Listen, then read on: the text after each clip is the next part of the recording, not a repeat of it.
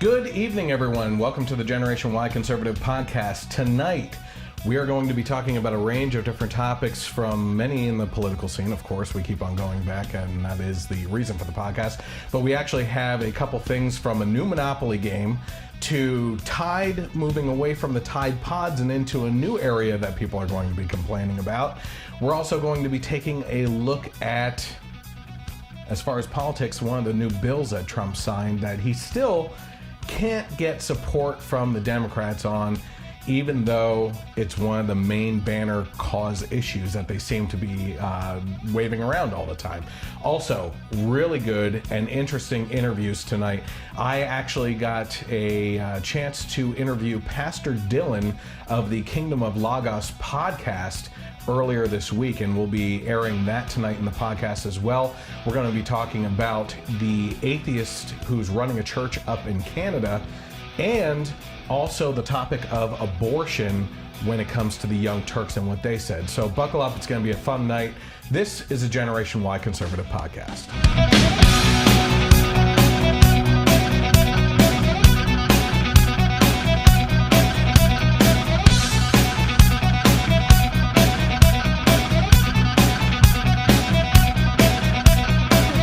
Welcome to the Generation Y Conservative Podcast. I'm glad that you could join us tonight. If you're watching right now, please feel free to interact with us. Leslie, my co-host tonight, will be taking over the comments section and reading those off if you have any comments or questions, or if you want to bring anything else to our attention. Sometimes people bring up other issues that were kind of related to the topics that we're talking about, so she will be handling those comments tonight. While you're there, go over to the Generation Y Conservative fan page, hit like, and then get notifications button is also there for you so that you know when we go live. As I found out my last co-host, as soon as we went live, his watch showed that the Generation Y Conservative went live, so he got the notifications for us. So that's kind of cool, except he was on the program. Also, if you're watching, one of the most important things I always ask my listeners and watchers to do is actually head over to the Generation Y Conservative YouTube page. Now, interesting thing about this, YouTube has been screwing over creators and especially conservatives for a very long time now. I was recently at a party where I told someone to find me on YouTube. They typed the Generation Y Conservative into the YouTube search bar and hit channels to filter it down even further, and I still wasn't showing up. That just goes to show you how messed up their algorithm set is over there at Google. They need to get that straightened out, but in the meantime, search a little harder. You can actually go onto the Generation Y Conservative Facebook page, scroll down a little bit to last week's podcast, click the link there. That will lead you right over to the YouTube channel as well. It's very important that you subscribe and hit the bell for notifications on that when we post the content to that as well, because the more subscribers we get, the easier it is to make this content more available to people, and share all these things. If you're interested in interacting with me on Twitter, you can also follow me at Gen Y Conservative without the E on the end and get involved there. Matt says hi. Which Matt? Love. Oh, hi Matt. Good to hear from you and good to see you.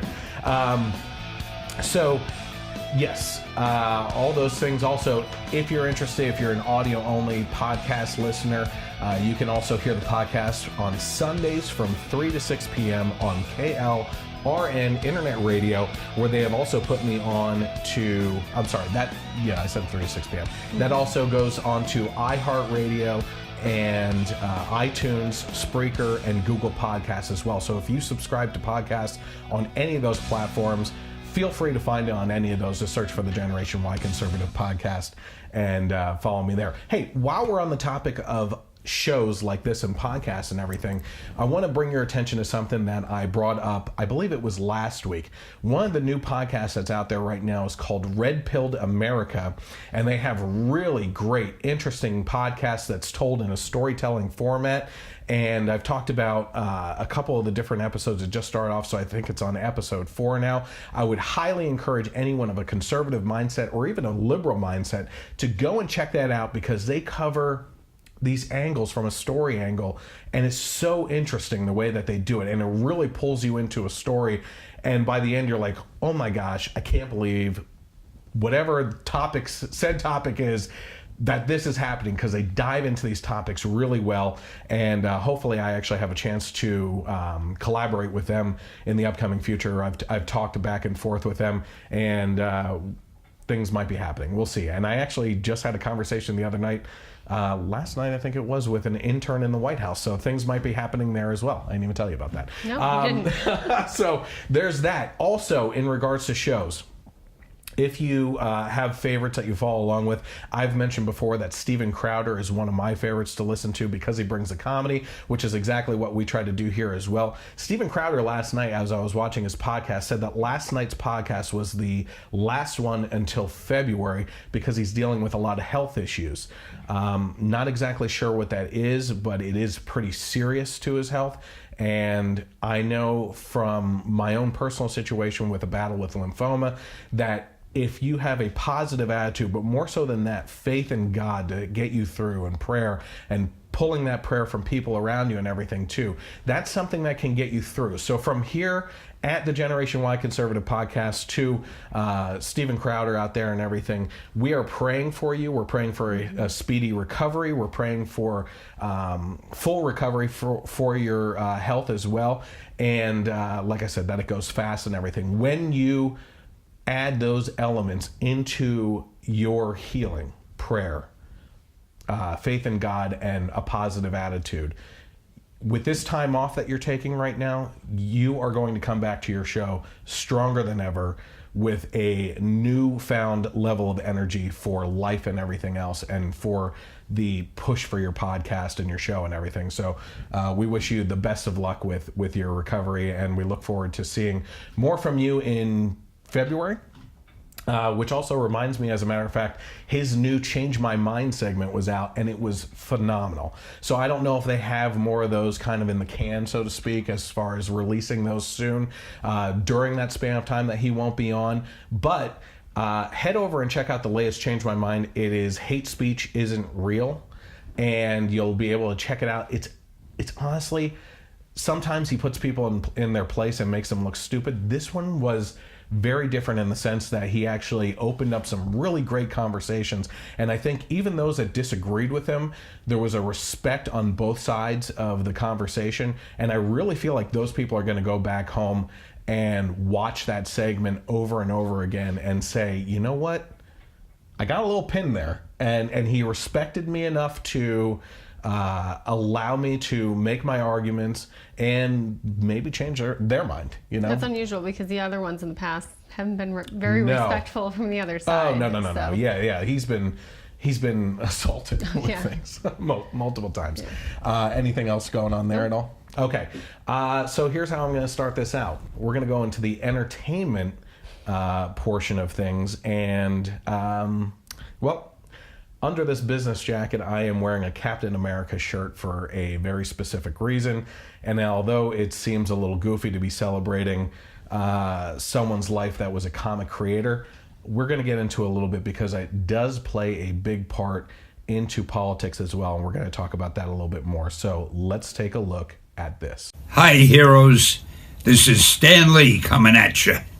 Want you to know, Marvel has always been and always will be a reflection of the world right outside our window. That world may change and evolve, but the one thing that will never change is the way we tell our stories of heroism. Those stories have room for everyone, regardless of their race, gender, religion, or color of their skin.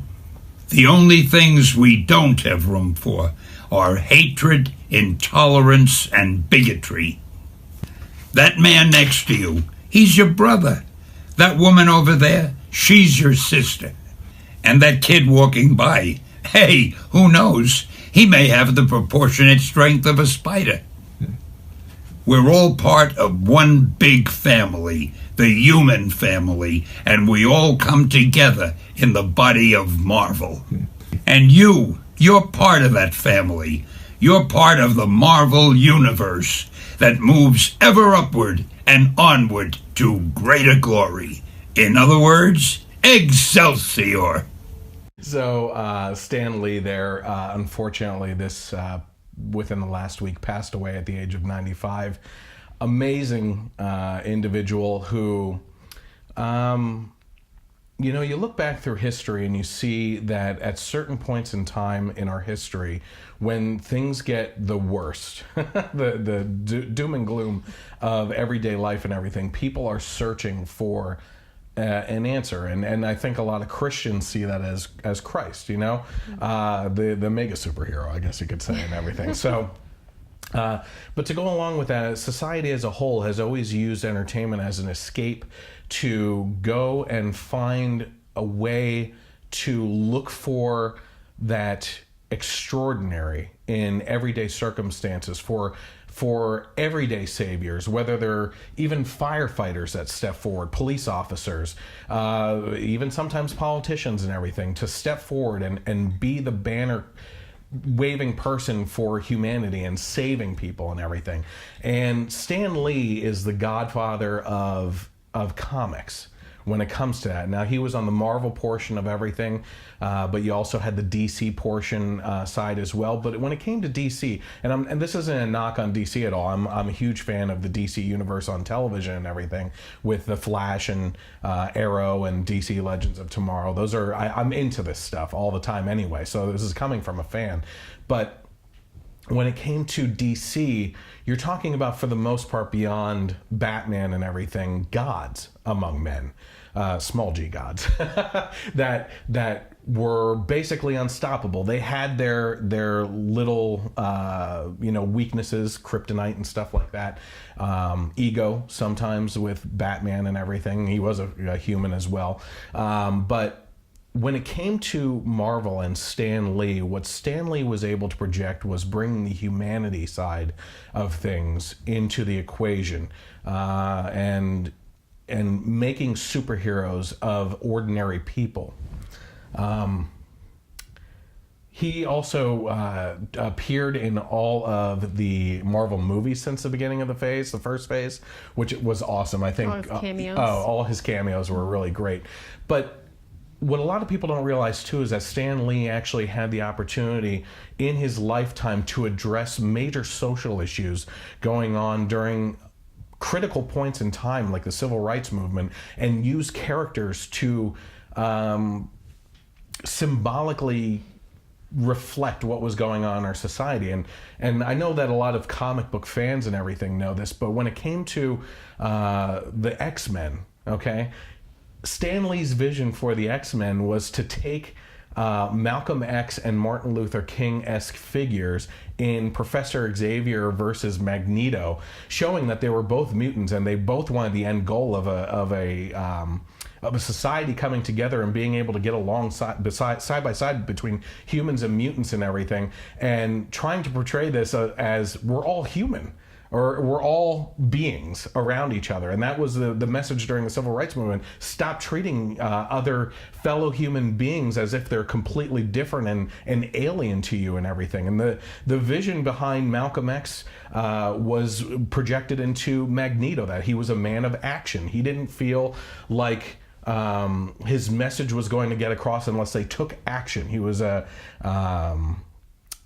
he was a man. I forget what his specific quote was in regards to the civil rights movement. But then you had Martin Luther King on the other side, the Professor Xavier, nonviolence. He was trying to pursue the legal means, the political ways of getting mutants into society and being functioning members, and showing that they're not all bad people, that you don't have to be afraid of their powers and everything. Stan Lee introduced Black Panther into the universe and everything. So it's just look at that clinking. It's just amazing to me. And I know that you're not a huge comic book fan or anything, but this is all way over my head. Yeah, Stan Lee really took us as a society on a ride, and I think that in a little bit of an emotional way, we just finished actually tonight. For the first time, my daughters got a chance to see Infinity War, and that was truly the end of the first phase of Marvel and everything. And before the next phase is even starting, Stan Lee dies, you know, and it's crazy to see. I said in my Facebook post on the Generation Y conservative page, the first phase, as they keep on saying, there's different phases to the Marvel universe and the cinematic universe. The first phase of Marvel is truly over, with everything kind of going by the wayside with Stan Lee. So no more cameos, unfortunately. Although I did see a really funny way of addressing Stan Lee's cameos, which would be to take Deadpool in full costume with Stan Lee's mustache and glasses and hair and put him into every movie as a kind of funny gesture for the Stan Lee cameo. So.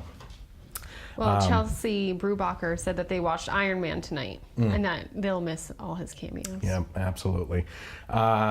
So while we're on the topic of Stan Lee, though, it's amazing to me that we have social justice warriors that were attacking him after his death. And you just can't escape this anymore, you know? After all the stuff that I just said to you, here are some of the tweets that some were talking about. One tweet from Y'all Heights. Real talk, Stan Lee was a racist, homophobic, and was accused of sexual harassment multiple times. He was creepy and underhanded. That doesn't mean he deserved the elder abuse he got, which is true. He was abused by his caregivers. Or that he deserved to die, but I'm not wasting any time mourning that, BITCH. So one of the people that tried to bring society together in regards to differences with humanity, but he's a racist and a homophobic person. Okay. Stan Lee was a sexual harasser, but sure, y'all send your broken heart emojis and sad faces.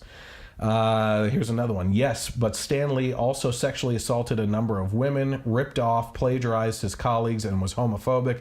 Let's recognize he was a complicated and problematic person while celebrating his life and work at the least. At the very least. Isn't everybody complicated? Yeah, no kidding. Seriously. So there's that.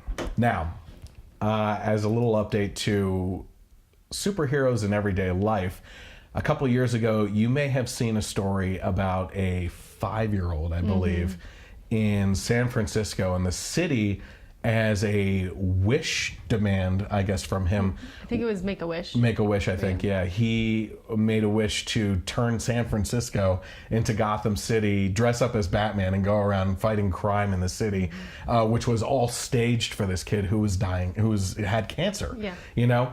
Well, we have a little update. I'm just going to run the package, basically, from one of the main news sources, and then we'll talk about it right after that. The headline in Gotham tonight, holy good news. Batkid. 5 years ago, a cancer patient named Miles Scott dressed up as Batman and was treated to a very special day in San Francisco. Miles is now 10.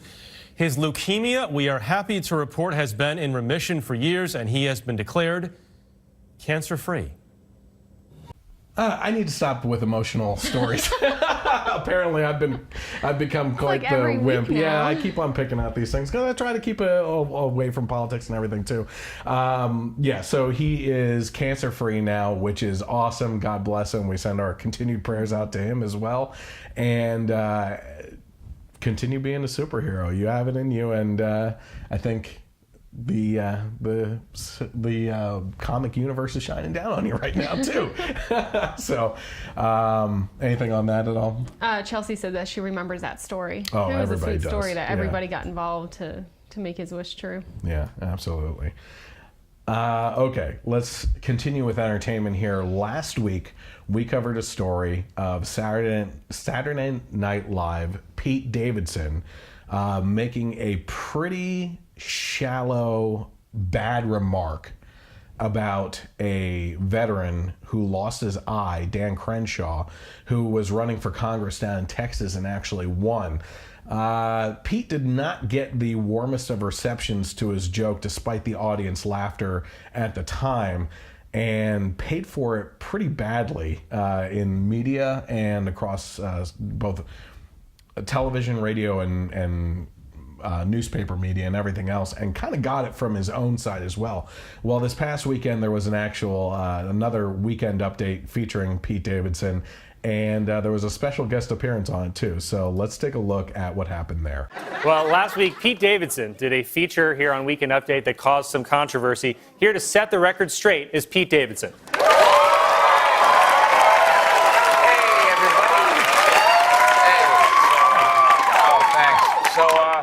And what I'm sure was a huge shock for people who know me, I made a poor choice last week.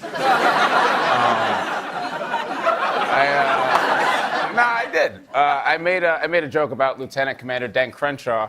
Dan Crenshaw, and on behalf of the show and myself, I apologize. My poor mom. Can you imagine being my mom? Can you imagine being my mom? That must suck. Can you imagine being Pete Davidson's mom? It can't be easy when everyone's mad at your son and roommate.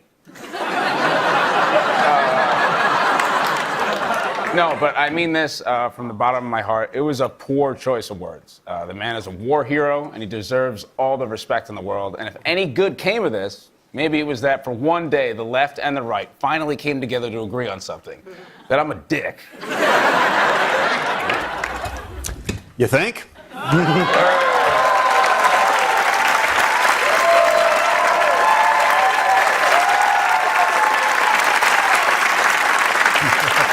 Lieutenant Commander Dan Crenshaw, everyone, thank you so much for coming. Thanks for making a Republican look good. You gotta stop saying that, man. You've been saying it all day. Please. Look, I just wanted to say, for people that don't know, the reason you're wearing an eye patch right now is that you lost your eye to an IED in Afghanistan during your 3rd combat tour. And I'm sorry. Thank you, Pete. I appreciate you saying that. So we good? We're good. Apology accepted. Just keep breathing. It sounds like my phone's ringing. You gonna answer that? No, and I was just going to let it ring, because that's rude to answer. Let's just let it go to voicemail. No, it's cool. Ariana Grande's love. Cool, man. Yeah. What? Oh, do you know her? All right, so that's funny. All right. So last week, I made a joke about a picture of you, and I feel like it would only be fair if you got me back and made fun of a picture of me. Does that sound okay? I don't really need to do that. No, come on. I deserve it. All right, I'll do Please? All right. And now, first impressions with Lieutenant Commander Dan Crenshaw. Thanks, Colin. This is Pete Davidson. He looks like if the meth from Breaking Bad was a person. All right. Not bad. So there, we're even. All right. Hold on, well, one more. This is. All right. He looks like a troll doll with a tapeworm. Yeah, man. All right, that's good. We should wrap this up. Oh, hold on. No, this is fun. This is fun. Cool. He looks like Martin Short in the Santa Claus 3. By the way, one of these people was actually good on SNL. No, you're right. No, you're not wrong. Okay, but seriously, there's a lot of lessons to learn here. Not just that the left and right can still agree on some things, but also this: Americans can forgive one another. We can remember what brings us together as a country and still see the good in each other. This is Veterans Day weekend, which means that it's a good time for every American to connect with a veteran. Maybe say thanks for your service, but I would actually encourage you to say something else. Tell a veteran, never forget.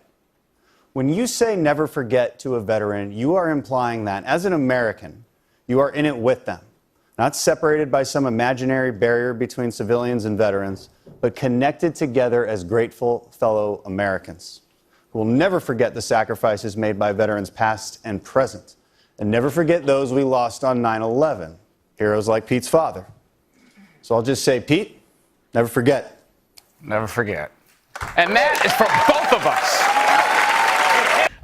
In the video, Pete Davidson is actually joined by Dan Crenshaw on air, who then has his phone go off, and it's the Ariana Grande tune, which Pete Davidson was dating, and they broke up, and she broke up with him, so he's dealing with that, and then he has his phone go off and everything. So that was actually pretty funny. Matt said that it was hilarious on Dan's part. Oh, yeah. So Dan actually had the opportunity to make fun of Pete Davidson's looks. He said that, he said, Pete looks like what the meth would look like in Breaking Bad if it was an actual character. So there was a bunch of things like that. And then Dan actually ended the segment with a message, kind of like Matt here was actually talking about more good stories and everything. This turned into a really good story where the right and left came together and everything. And that's really annoying. So the message was, hey, listen, thank a veteran, but more so than thank a veteran, no, we didn't play it, but it was, always remember, I think. And that was to say in Dan Crenshaw, what he said was, never forget. I'm sorry, never forget. Was saying, hey, we're here with you. You know, not only do we appreciate your hard work and what you've done for us as a nation and the people and within this country, but also that we're here with you. It's not just thanking them in passing, but if you've done so much for us, we're here for you now. So never forget, you know. And he even acknowledged Pete Davidson's father passing in 9/11 as well. So that was actually really cool.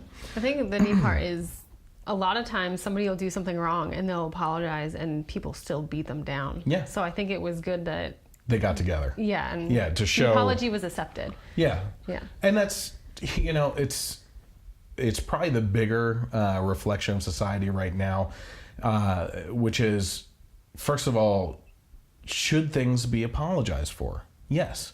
But if it's a genuine apology, it should be accepted. There's a lack of forgiveness in society anymore. And I think Dan being there and forgiving him and helping bring those jokes together with each other is what really helped everyone involved in this move past it, you know? Because had he just apologized, no, everyone would still be on Pete's back. And it kind of just shows, like, you'd still make fun of each other. Just do it in good taste. Yeah. Okay. This is according to BuzzFeed News, so I am taking from liberal sources. It says doctors respond to the NRA by sharing gruesome photos of treating shooting victims. They also put out a letter. Let me see here. Yes, the NRA was criticized in a new paper by the American College of Physicians that details suggestions for addressing gun violence, but it set off a firestorm of responses from doctors who regularly treat shooting victims. So one doctor, a forensic pathologist, said, "Do you have any idea how many bullets I pull out of corpses weekly? This isn't just my lane, it's my effing highway." And that was in regards to, apparently when the doctors came out with this letter and everything, the NRA responded to doctors telling them to stay in their lane. Probably not the best way of going about it. You know what I mean? Yes. Let's just break this down. You can go and find the letter from the doctors to the NRA and everything. I personally have friends that are nurses and nurse practitioners and doctors that have posted this letter in response. One of them even said that she is a gun owner herself, but that we need to have some sort of stricter gun control and everything. But let's break this down for a second here, okay? Number one, the gunshot wounds that these people are treating are from people that are illegally handling firearms in the majority of cases. And when I say majority, I'm talking about over 95% of the cases that involve a gun, a firearm, discharged, wounding, or killing someone are done by people that illegally obtain the firearm itself. So you can have this conversation all you want about stricter gun control. The only control that it falls on is the actual law-abiding citizens that have the firearms that still abide by the law. One of the comments I recently made too is that we have over 300 million firearms in the United States alone right now. And if you were to follow the liberal narrative on all the news sources and everything in regards to mass shootings and how they're happening everywhere and everything, you would think that this would be happening on the hour, every single day with so many firearms being in this country. But the fact of the matter is, the law-abiding citizens of this country that have firearms have shown an amazing amount of restraint on their behalf to be able to keep and bear their arms as a God-given right under our Constitution. It just amazes me that there's this complete disconnect with people on the legal ownership versus illegal ownership, and trying to pass laws that never affect illegal ownership. All these Chicago shootings every single weekend where 40 people die in a weekend, Baltimore, New York City, out in California with different things and everything. These are all states that have crazy laws when it comes to being able to purchase firearms, and yet that's where it's happening, because people don't care about the laws. When you're a criminal, you break the law. That's just what happens. I don't know how many times we have to go over this crap. Yeah, I would really like to see those statistics on how many patients that come in are shot with a lethal weapon. I just told you, it's under 5%. Sorry, I was trying to find the video. But I mean, I think that's a significant detail, but it's also important. These doctors know how to fix the wounds, but that doesn't mean that they know how to fix the problem. Right. So I think I think the NRA probably didn't word it quite right, but just because you see this all the time doesn't mean you know how to fix it. Let me take that a step further for the doctors and nurse practitioners and everything as well. It's not fair that they have to do this in their job. It's not fair that they are pulling bullets out of young children that caught in the middle of gang violence or anything like that, in the crossfire. It's not fair that beyond just pulling out the bullets, that these doctors and nurses have to go out into the waiting room and deliver the news to the family members that their loved ones have passed because of this stuff. That isn't fair. It's not fair for firefighters to be running into fires and finding people burning alive. It's not fair for police officers to be getting into situations of shootouts and everything and having to deliver news. It's not fair for the military to send people whose job it is solely to tell the mothers and fathers of fallen soldiers that their loved ones have passed. Unfortunately, this is a society this is the world. It's not just American society. There are tough jobs out there, and it happens, and my heart goes out to all those people that have to be under those circumstances. But when you disarm Americans through the legal means, and the people that are illegally obtaining these firearms don't listen to that anyway, you are disarming the law-abiding citizens and opening them up to even more attacks from those that are illegally handling these firearms. And I'm sorry, but I've said it before. I said it in my Second Amendment speech and everything as well. There's a reason why the top 5 amendments of the Bill of Rights are where they are. Number 1, freedom of speech, which has 5 parts to it. Can you name them all? You want me to test you? No. The number if one I had is some time, I could probably do it. Number 1 is Speech, religion. Freedom of speech, freedom of religion, freedom of press, freedom to peacefully assemble, and freedom to petition the government. I wouldn't have known the last one. So you have those 5 in the first one, right? Second one, right off the bat, the right to bear arms. That the government does not have the ability to disarm its citizens because it's necessary for a functioning government to stay away from tyranny over the people and everything. And without the Second Amendment put into place, absolutely every other amendment is on the table to be taken away. Because if the Second Amendment if any other amendment is threatened, the people can rise up against the government.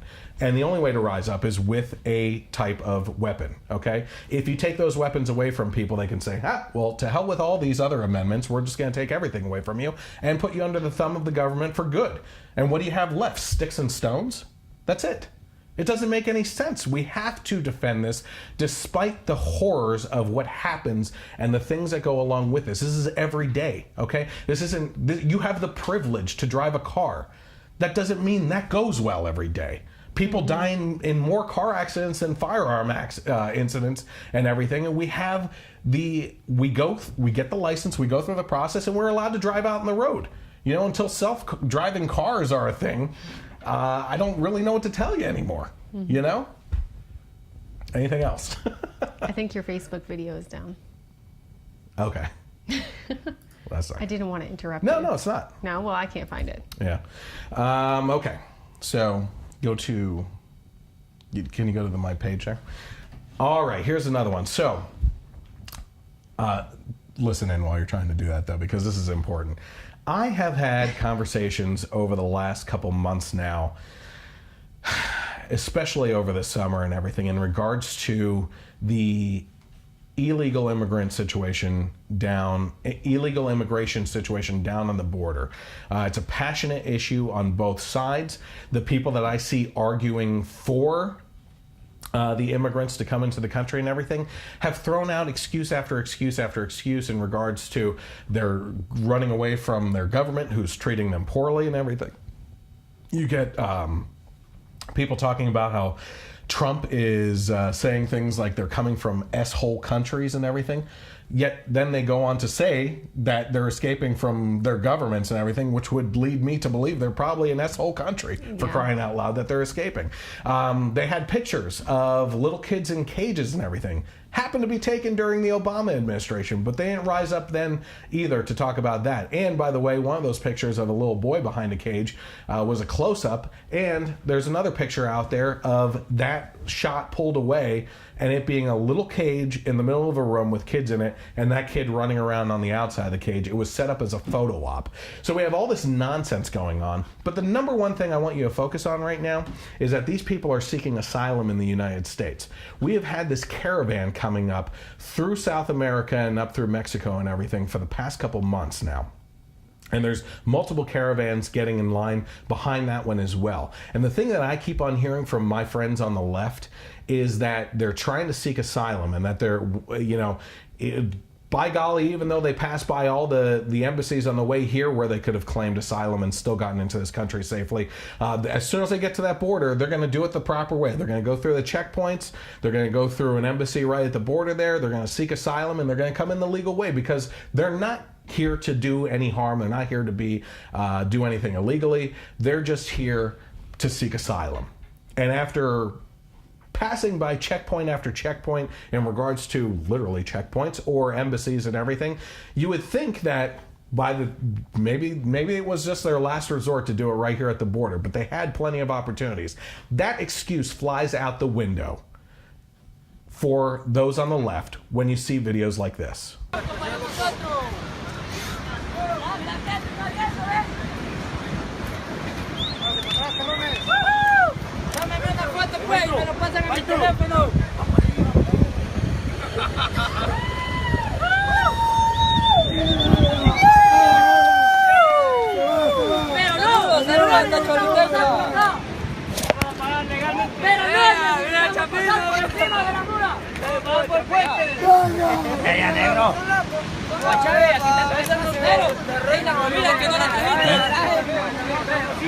La bandera, perro, la bandera.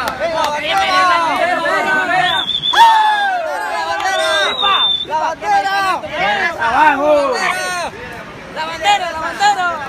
¿Qué pedo, la bandera? ¡La bandera, pues! Not only do you have these immigrants up on the fence, jumping over and cheering and everything, this was actually between 200 and 400 that were shipped up on buses from the last point that we saw them, because it was supposed to take another couple months or something like that for them to actually get here. But not only that, here's the other excuse too.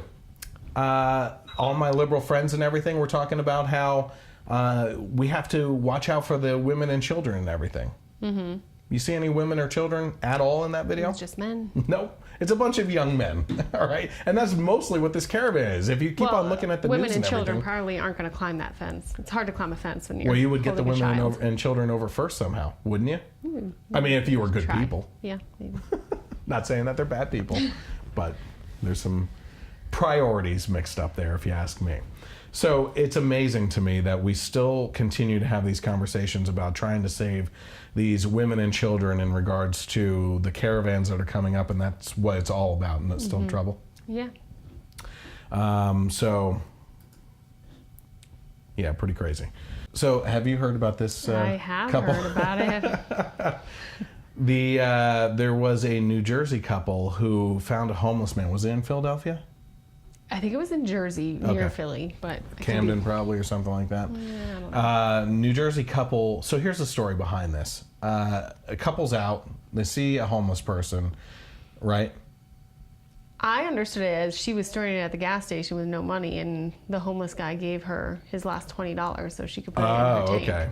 All right. Yep. No, that's it. Yeah, you're right.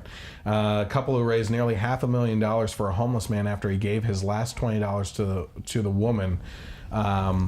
So what happened is he does this. They start a GoFundMe. Mm-hmm. They raise obviously $500,000. Yeah, it goes viral like crazy, and they raise all this money. He's a vet too. Yeah, and then suddenly, he's like saying he's suing them for not giving the money to him. Right. Right. They show up on a show on like a talk show, morning talk show, and they say not only did they raise the money for him, they were watching out for him that he wasn't going to spend it on things that needlessly, that they wanted him to control it. They offered him a place to stay. He was actually living with them for a while and everything. And you're like, oh my gosh, like who do you believe at this point? Yeah. It's getting crazy. But at the same time, they also had really nice cars or went on vacation. Yeah. So it sounded like a little bit of both, that they were yeah. misusing it, but also it sounded like they were trying to make sure, he wasn't going to just waste it on something rather than help him get on his feet. Yep. So instead, that's the way it sounded. Right. Instead, what is this here? Yeah, it says I went off. Instead, what happened here is now it was all a big scam. Every single thing of it. All three were in on it. Yeah.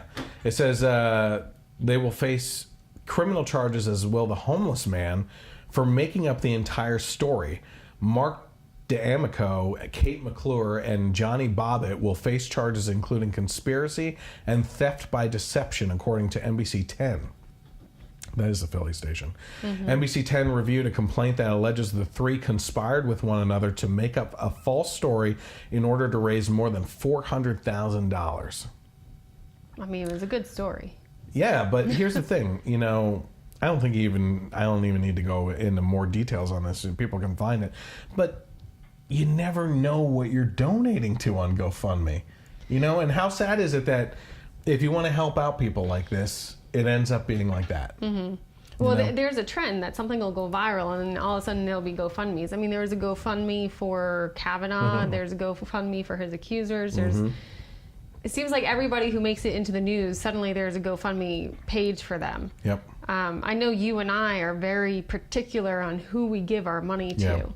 Yep. We've used GoFundMe maybe twice, and we knew the people it was going to, we knew the people who were running it, and we knew the situation they were in was legitimate. Yep. So I would be very, I see things like that, and it'd be like, oh, it'd be really nice to help them, but I'm very hesitant. Yeah. It's crazy. To do that. I don't think there's more to say. You just need to unfortunately, in today's society, be skeptical of everything. Mm-hmm. How about this one? You hear about this Christmas Story photo shoot? Oh, yes, I did. So let's take a look at this photographer and family that got in trouble for shooting a Christmas Story style photo shoot for their newborn baby. So cute. Yeah. And take a wild guess on what the hoopla is over. Well, Adrian, we wanted to have you on because there were a lot of critics that were upset that there was a gun in the picture, and you really thought of all the details. You had the leg lamp, you had the gun, you had the glasses, and the outfit, obviously. What'd you say? I said it wouldn't have been complete without them. I know. So what were your responses to all the critics that were upset with you for having the gun? Honestly, without the gun, it wouldn't have been the movie. So, I agree with Amy that they probably just didn't understand the movie, and it was probably a little bit of misunderstanding. But it was still really exciting for us to see a movie kind of come to life in a newborn shoot. All right, so you do it again. You don't regret it? Not at all. I would totally do it again. They got into a tizzy because of the baby having a replica of a little BB gun. Obviously wasn't real. It had to have been. It was probably like this big. It was tiny. It obviously wasn't real. The baby obviously couldn't have shot it anyway. Yeah, and I think the mom had a good point. did you see the movie? I mean, the whole movie is about him wanting this gun. They even had the little leg lamp in the background and everything. It would be kind of dumb to leave the gun out. Just goes to show you how you have to complain about something. Oh yeah, absolutely. Okay, here's another one. According to 22 words. Now I'm trying to figure out if anybody knows this or not, whether this is a real thing or not. But there's a monopoly out now for millennials, and Chelsea's still with us. Hi, Chelsea. Yep, she just tuned back in. Says you either love it or you hate it. We've all played it, and whether we like to admit it or not, we've all wasted hours of our lives arguing our way through our own made-up rules with a crooked banker on hand.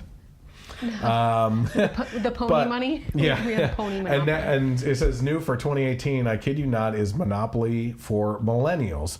Monopoly for Millennials throws out the original concept of buying property, paying rent, and saving money. Instead, the product specs state, money doesn't always buy a great time, but experiences, whether they're good or weird, last forever. The Monopoly for Millennials game celebrates just that. Instead of collecting as much cash as possible, players are challenged to rack up the most experiences to win. So instead of go directly to jail, it's probably go directly to Starbucks. Is Starbucks an experience? For them? Yeah, that's their... Yeah, they put on their beanies, they put on the scarf, they put on their little hipster glasses with their beards, and they go in their tight, skinny jeans with their Apple laptops, and they sit and they blog about being pissed off social justice warriors in Starbucks, probably not paying that much for their coffee to sit there all day either. So... You've thought about that a lot. Yeah, yes. I didn't know. Let's see here. It says adulting is hard. Yeah. So, Monopoly for Millennials. What do you think? Taking a selfie there, Mr. Monopoly? Well, that's kind of silly. I kind of like the idea about experiences, though. I mean, we do that with the kids. We'd rather not. I don't know. It's not playing along with me. I know, I'm not. Christmas is coming up. Yeah. Experience is way over gifts, but... Here's a woman who tweeted, I like to think money wouldn't change me, yet when I'm winning Monopoly, I'm a terrible person. That's that whole hate the rich mentality thing, too. I mean, it's funny, yet it's kind of up there. Well, while we're on the topic of crazy things for kids, though, this isn't for kids, by the way. Tide was in a lot of trouble last year. Chelsea said Duncan all the way. Oh, heck yeah. She's a smart woman. Yeah. Absolutely. And that's why I didn't mention Duncan when it came to millennials at all. Was it last year or the year before? It must have been the year before. Tide Pods. I think it has been going on for a while. Tide got in trouble. Or at least it's been joked about for a long time. Tide got in trouble for having the Tide Pods, right? Because a bunch of millennial idiots were filming themselves. Like high schoolers. Yeah, chewing on Tide Pods. So it wasn't little kids. No. It was kids who should have known better. But that brought to the forefront the issue that small kids could be doing it. I never saw a story of a small kid doing it. No. Because apparently small kids, newborns, infants, and toddlers are smarter than these friggin' millennials out there. It drives me nuts. But now what we have is people laying into Tide again now because Tide is releasing a box with a little freaking faucet on it, right? Yeah, what do they call it? Nozzle or something. It looks like a wine box. It does look like a wine box. But I'm wondering, why is it necessary? Because they already have the plastic ones. So why do you have to change it to look like a wine box? It's cardboard. I'm guessing environmental reasons. But you're killing trees. Recycling. Yeah, I don't know. It's probably, or it could be that plastic that's like cardboard-esque that's recyclable. I don't know. But it does look like a wine box. It does. I'm all for it. I love the idea. I think we should remove the labels on things like this, including Tide Pods and these things, and let them drink away. You know, environmentalists are always saying we have an overpopulation problem. Survival of the fittest, yeah. Yes, let's take the warning labels off of things. I am all for this. Look at that blue wine. It looks like a shot. A shot of blue thick liquid. wine. Well, the consistency of that would be terrible. Oh, man. There's a lot more jokes in there, but we'll leave it at that. Oh, you're going to love this one. This is according to the Daily Wire. Male gym teacher is punished for refusing to oversee middle school girl get undressed in boys' locker room. Now, this is coming from the Daily Wire, so of course their headline is going to be skewed in a way of labeling the person against what they want to be labeled as and everything. So I get that. It should say biological girl. Right. Get dressed in boys' locker room. Exactly, yeah. We've been mixed up in these situations. We have. Without getting into too much detail, we fought the last school district that we lived in regards to transgender policies that were spoken.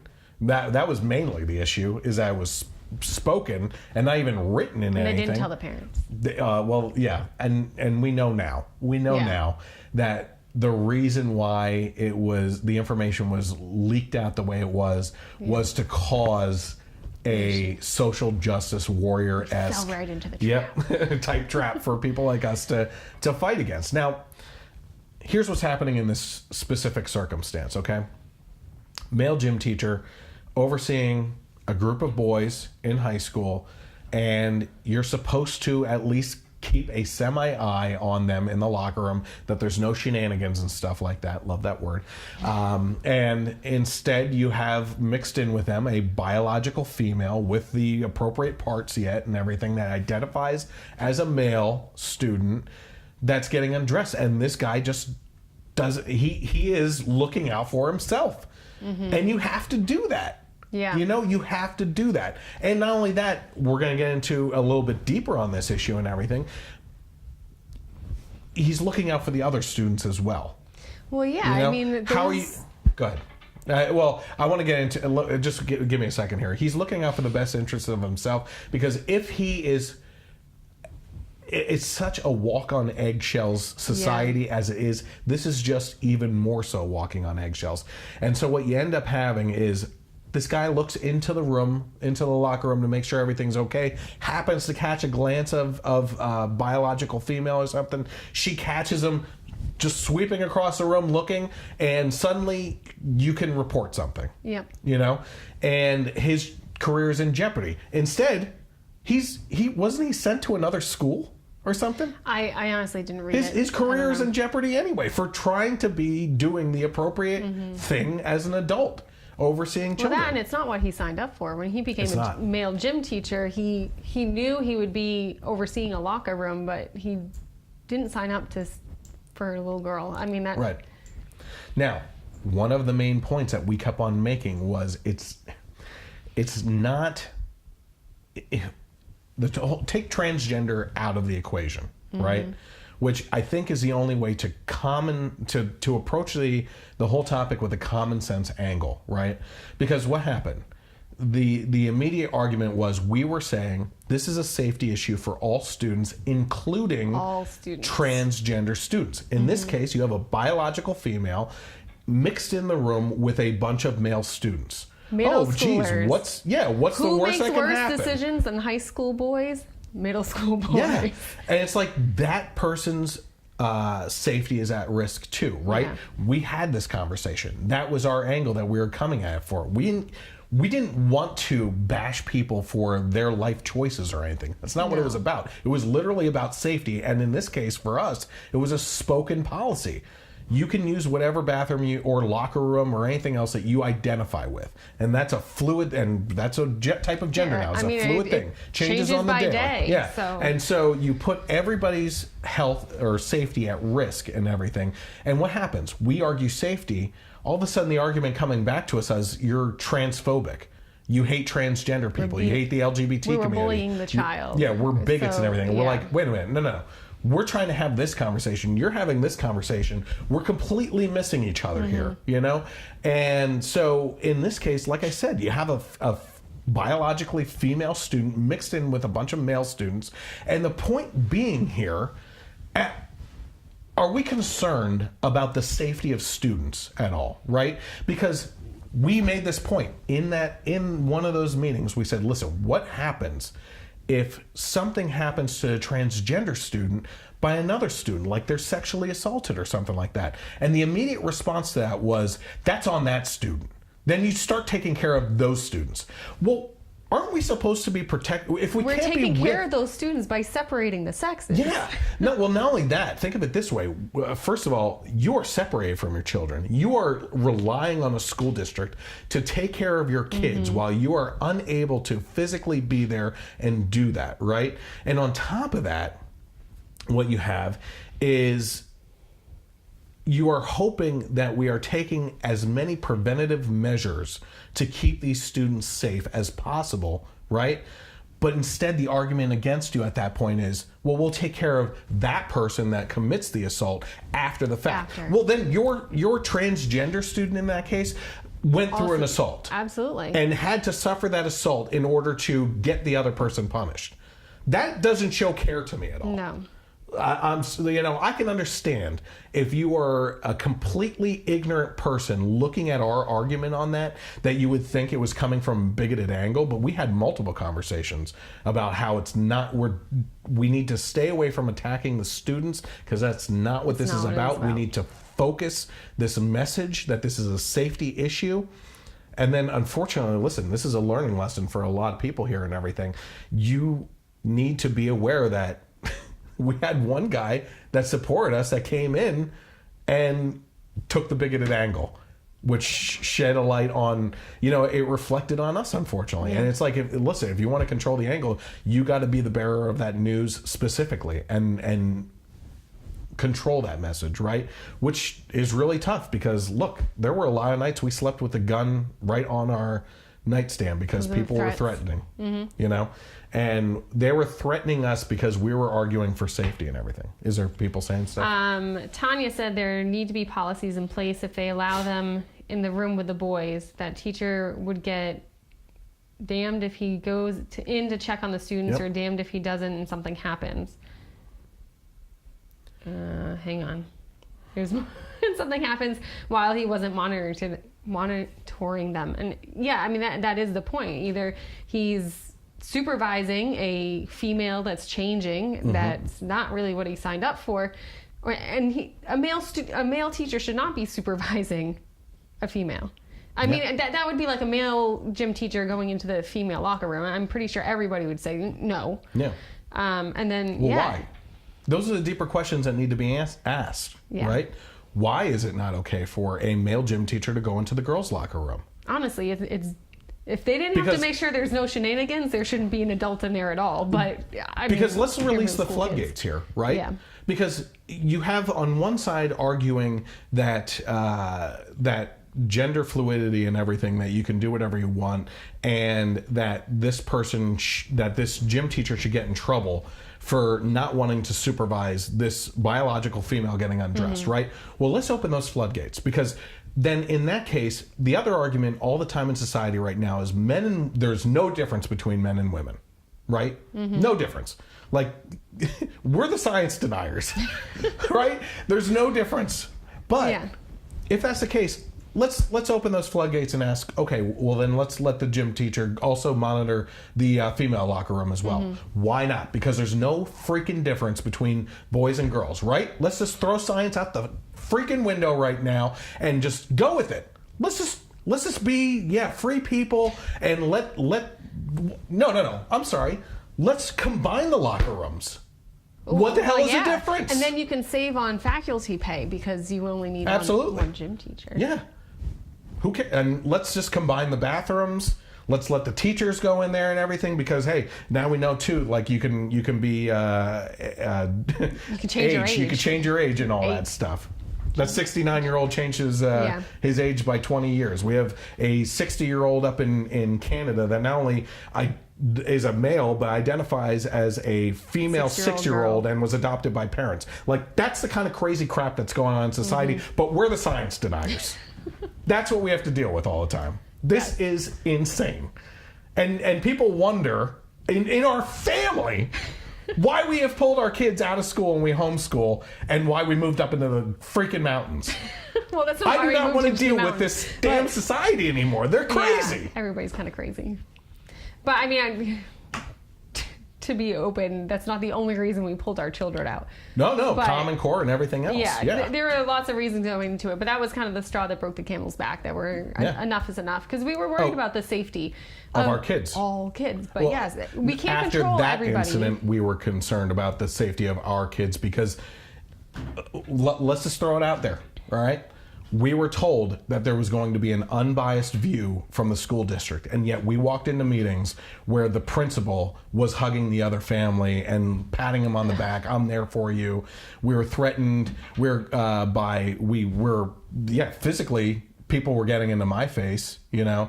You had transgender activists come into the district. We had a transgender specialist doctor that called us bigots. Oh, they were in front of everybody. The worst name caller. Yeah, you in the had whole group. the LGBT lawyers that came and said that they were going to sue the school district if they passed anything and all that. And we were, not only did we make the argument and everything, but we also said, listen, it's a touchy subject, but there's got to be a bridge here between us to cross where we can come together on a solution for this. Okay? You're seeing us as bigoted people. That's not what we're doing. We're concerned about that kid too, right? But you are completely misconstruing this, and you have an agenda set, and you are trying to push this into a national spotlight to make asses out of people like us, right? And there was a common sense solution, which they did go with, right? In a sense. And it was our idea, not the other side's idea, to set up single person bathrooms that can be used by anyone. Because somebody who's transgender, who can't go into the bathroom they identify as, or somebody who's bullied in the bathroom. That was my next point. Somebody who's scared, somebody who has the runs and they don't want to go in that you know, they have that single use to go to. Yeah. But that was not good enough. Yeah, on top of that, I know of going to that school that the stalls in that bathroom, in the boys' bathroom, didn't have doors on them. Because, you know, again, the total maturity of boys that we're relying on in all these situations, they would hang on them, destroy them and everything, and the school district just took them off and said, then you don't get the privacy. And they would argue that you need to teach your boys better. And I would say, you do. Absolutely. You do need to teach your boys. It's not okay to assault people. But there's always going to be bad kids, bad parents. There's always going to be kids who don't obey. The blood vessels in my head are about to explode. Because, I get it. I agree with you. You're supposed to teach your kids morality, principles, and everything else. But not every parent does. And you can't Even when you do, that. you send them to school and they undo it. Yeah, that's true. That's what's making my head pop right now. Like, you can't depend on the public school system. We see week after week all these incidents in the public schools of just horrible things happening. Yeah. You know, it drives me nuts that we still even have people in our own family that are like, well, I think they'd be better off in public school. I think you should go back to public school and see what the hell is going on, because you're wrong. It's insane. And if you're watching right now, and if you are even considering homeschooling, you do it. Best decision we've ever made. There's no way they're going back. Well, Tanya says the safety, the bullying, the shootings, they're much safer at home. It's crazy how bad society has gotten since we've been in school. And Tanya, you're right. It's changed so much just since we've been in. Yeah. And it really hasn't been that long. No. We just had this conversation with, who was it? I forget. We were just talking maybe at that party or something like that. But I said, we graduated in 2001, and when I got onto the school board was 2010, a span of 9 years, and my head was spinning at the differences. It's so different. You know? Chelsea also said that her daughter is dealing with another student who would meow and try to scratch because the student identified them as a freaking cat. Spay them. He could keep a serious face for a while. Anything else? And she also has the point that kids in private school are going through the same stuff. I mean, private school isn't too much better. Look, it happens in every school. It's a touchy thing to talk about because, well, this whole incident that we were just talking about, we didn't even go into the details, nitty gritty of it, just circumstantial things that were happening around it.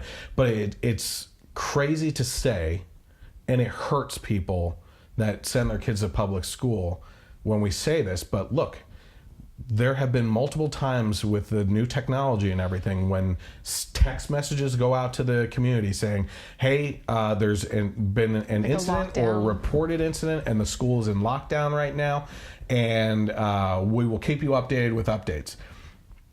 You, as a parent, lose your mind. What is going on? You want to leave whatever you're doing because nothing is more important than your kids, and you want to drive down to the school and find out what's happening. And frankly, we still got those alerts after we started homeschooling, and it sucks to say, but we literally look at each other and we go, not our problem. We don't have to worry about our kids like that anymore, being in the public school. Like, if something happens and it's under our watch, that's on us. You know, but I'm not going to relinquish my parental control over to a district that does everything they can to undo the morals and principles that we instill in our children under a misguided educational system that can't even uphold the standards of education anymore to have us on a competing level with the rest of the world and in an unsafe environment. It doesn't make any sense. Unsafe on many levels. It's not just the lockdowns. It's not just the, bathroom issues. There's a lot of levels there. Anyway, are you fired up enough yet? All right. Well, while we're on the topic of not knowing where the hell you stand on your gender and everything, let's take a look at a new clothing line by Celine Dion and her gender-neutral clothing.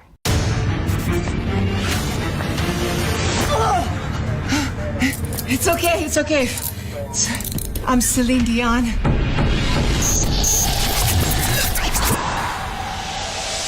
Our children, they are not really our children, As we are all just links in a never-ending chain that is life. For us, they are everything. But in reality, we are only a fraction of their universe. We miss the past. They dream of tomorrow. We may thrust them forward into the future, but the course will always be theirs to choose.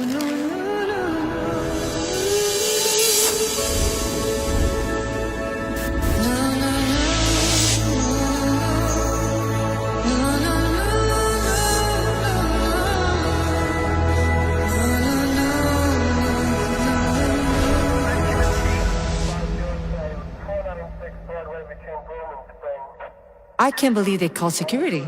I mean, oh, come on, I'm Celine Dion. I'm not spending the night in jail. Holy shit.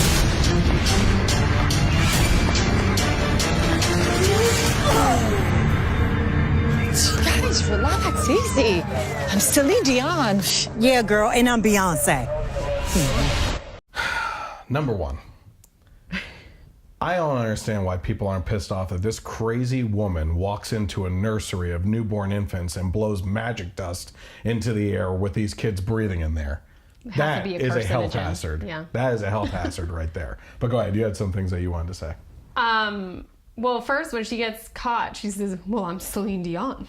Yeah. Like, she's rich and famous, so she can't get into trouble for breaking into a hospital. And I don't know, she can commit crimes, but...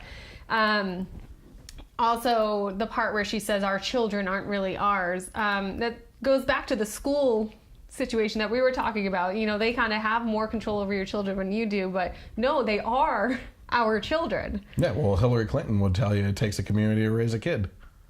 Well, it takes a village, but it doesn't take the government. Yeah, and had we put her into place, it would have been the village idiot running the country. So yeah, well, and that's the thing. I don't want. I've seen the village. Well, yeah. I don't want the village raising my kid. Yeah, no. You know, so, but it also, I find it interesting that apparently there's enough parents out there who want gender neutral clothing where this is a good enough business idea. Okay. You know, is the market really there for it? You just hit something for me here. Oh. Now I got to give her some respect. Capitalism. Oh yeah. You know? I mean, hey, if there's a market for it, if there's a market, there's a calling for it, and you're going to make money, I think what's sadder is there is a market. That's a sort of reflection of the sadness of society right now. It's the conservative reactionary. Yes. Says, "What's going on here?" Oh, what's going on in here? Oh. I'm not as cool as that's this Eric, one, who was so. supposed to be here. I thought he would be sleeping because he apparently had a really rough day with the snow. So it's his wife is Oh. So. Oh boy. Yeah. I said he texted me this morning. He said I'm not going to be able to make it on the show because of plowing, snow blowing, shoveling, and everything else. And I said it was a lot. It sounds like a liberal excuse. Usually conservatives show up to work no matter what. So. And I don't even know how the roads are around here. We haven't been out in 2 days. Because we don't have to. Yeah. Kids had school. So, yeah. Okay, moving away from that. Micheal Avenatti. Do you know who that is? Is he the attorney for...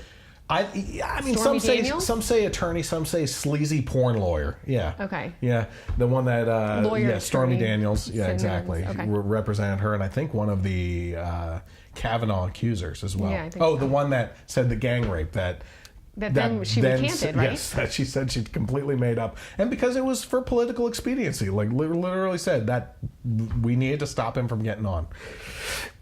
Okay, did you hear what happened to him? He's been accused of stuff, right? Of abuse. Of abusing a woman, hitting her.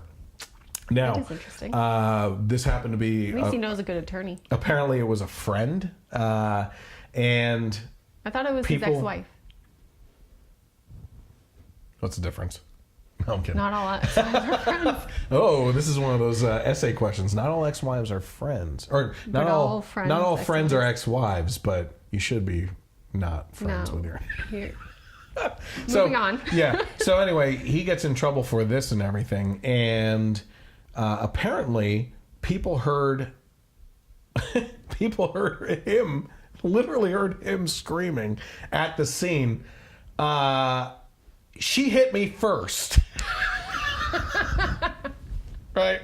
So yeah, going back to the middle schooler excuses here with everything, yeah, well, if she hit him first.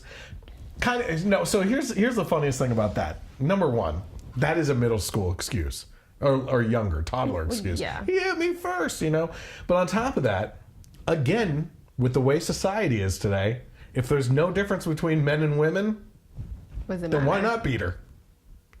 I'm not advocating it. I've never even been in a fight with a guy, because I'm a good talker. And I know I've pissed you off enough. He's not capable. But anyway. But the point being, I'm not advocating that.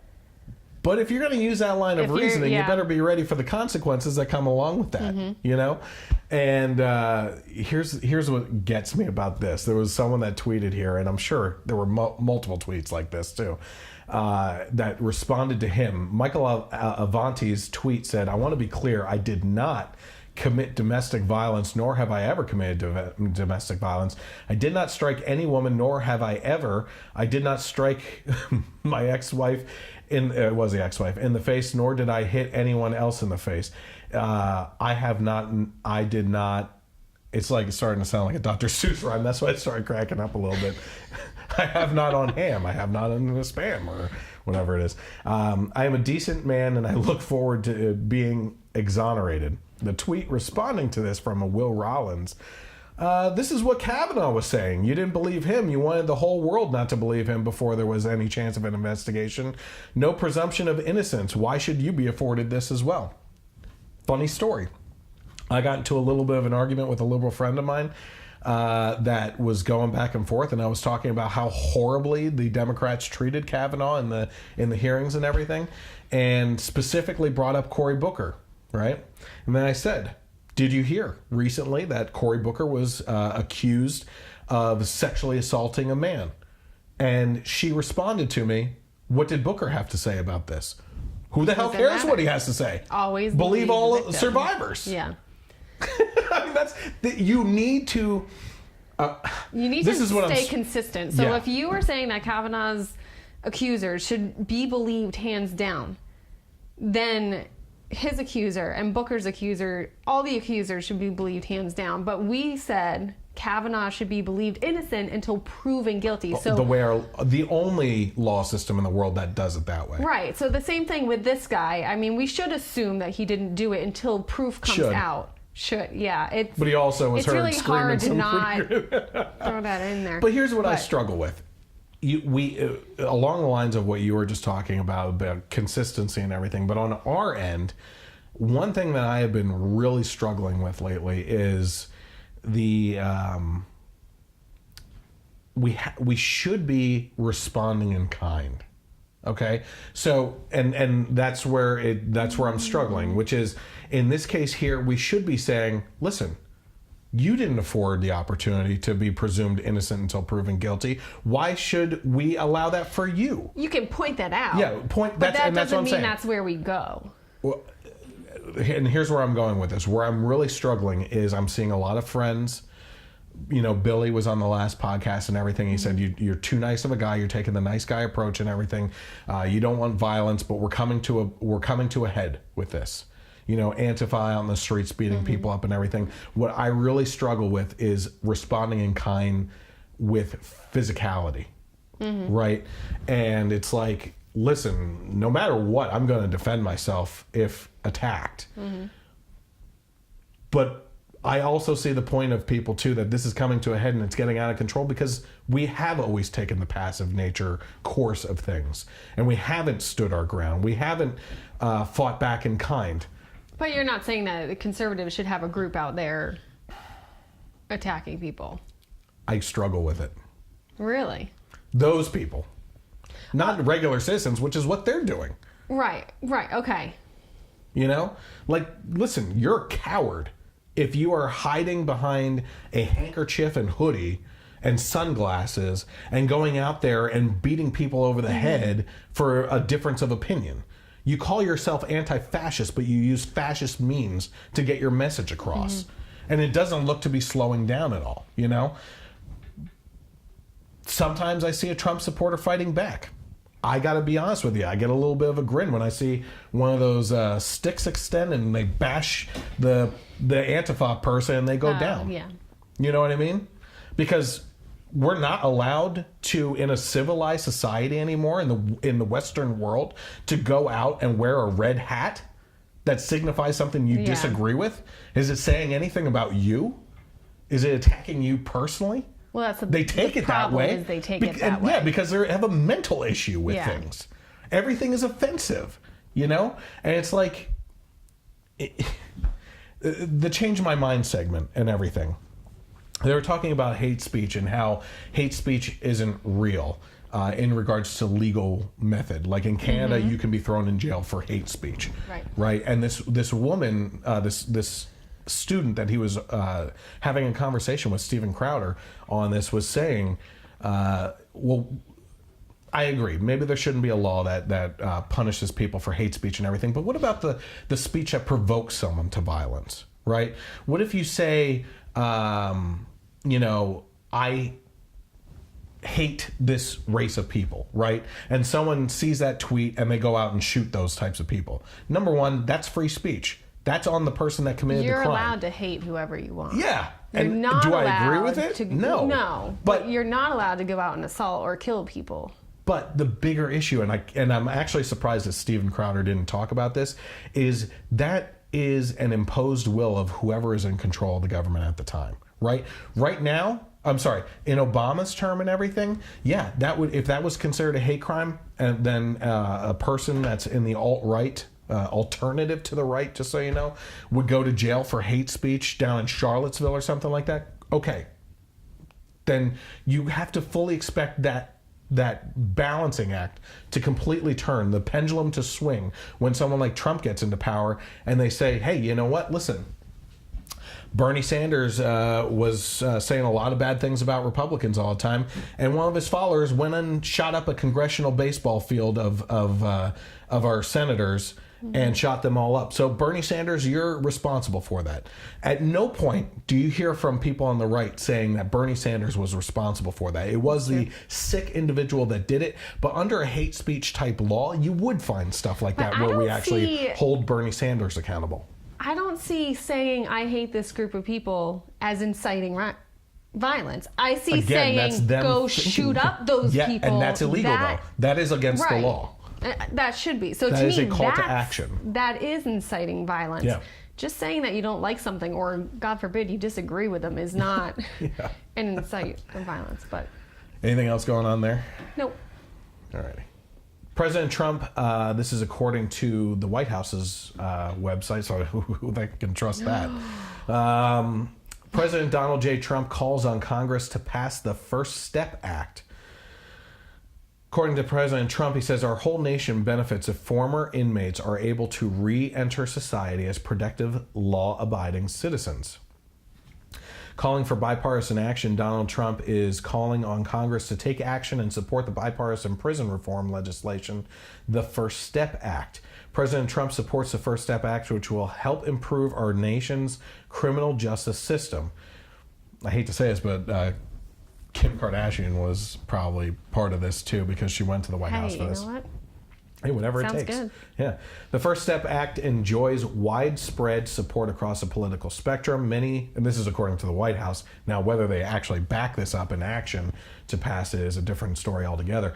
Many of the reforms included in this legislation passed the House in an overwhelming bipartisan vote of 360 to 59 in May of 2018. Republicans and Democrats in the Senate worked with the White House to craft a bipartisan sentencing reform compromise, which has been added to the legislation. So far, 7 major police organizations, more than 2,700 faith and evangelical leaders, and hundreds of conservative organizations and leaders support this legislation. So there's quite a bit of information here in regards to what that entails, but it's something that the left has been pushing for years, and for good reason. If you actually look back through history, it was Bill Clinton who passed the, what was it called? I forget, but it incarcerated more black citizens than ever before, you know, and yet that's the Republicans' fault. The Republicans are racist and everything. You can go onto the White House website to take a look at that. Here's what I found interesting. On the same day that this was talked about, Bernie Sanders tweets out this.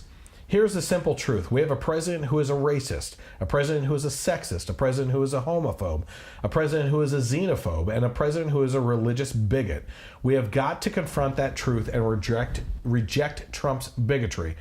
Another good response from someone, DC Drano out there, said, on the day that President Trump endorses a bipartisan bill to reform our prison system and give black and Hispanic criminals that served their time a second chance in life, this is what you tweet. Tell me again who's dividing our country. I think that's absolutely true. Yeah. I think it's amusing that they call him a religious bigot, because I think as Christians, we kind of question. Yeah, we did. Yeah, and I see things that point in the right direction, but honestly, I don't know anything about his relationship, but he's not super vocal about his Christianity. So right. How is he a religious bigot if that's not the first thing off his tongue all the time? You know what I mean? Yep. So anyway. So to go along that point, we're seeing the lowest black unemployment in recorded history, lowest Hispanic unemployment in recorded history, more jobs available than unemployed people. So technically, barring any handicap circumstances and stuff like that, we could have a 0% unemployment rate, right? So racist, like the actions and policies are a direct result of things that he's doing, right? And now you have people on the left say, well, this is Obama. This is overflow from Obama's administration. But I would like to remind people that it wasn't until President Trump talked about tax reform, the corporate tax rate reduction and everything, that companies literally came out for the first time in any history that I can see, okay, and I've looked, that said, we are hiring more people. We are giving out bonuses. We are increasing salaries because of Trump's corporate tax rate reduction. And we are reinvesting that into our companies. They didn't say anything about, well, you know, this has something to do with Obama's past policy, and we're seeing that overflow, and yeah, a little bit of this, a little bit of that, sprinkle some seasoning on top, and bam, you got some good stuff, you know? But in this case, they are literally saying Trump's policy has led to these things. Okay, let's go with the religious angle that you were talking about. Let's take a look this is a little, okay, let me set it up, because I cut out this part. Sarah Silverman. just got a Hollywood star on Hollywood Boulevard or whatever the heck that is, the Walk of Stars or Walk of Fame, something like that. Something like that. I don't care enough to know. So she was on Bill Maher and had this to say. In a time, Bill, where anti-Semitic crime is up 57% since this douchebag has taken office, it is not lost on me that I am very lucky that I get a star and I don't have to sew it on my clothes. Oh. No, you didn't. I did. I don't know if that's gallows humor or just like it's funny because it's true humor. Two things right off the bat. Number one, or maybe three, she should stick to Vanellope Cruz. Or Vanellope, was it Cruz? Von Schweetz. Von Schweetz. Yeah. Vanellope Which von I am Schweetz. looking forward to. Unfortunately, I will be spending money that will go into her pocket at the end of the month. That's next week. Oh, man.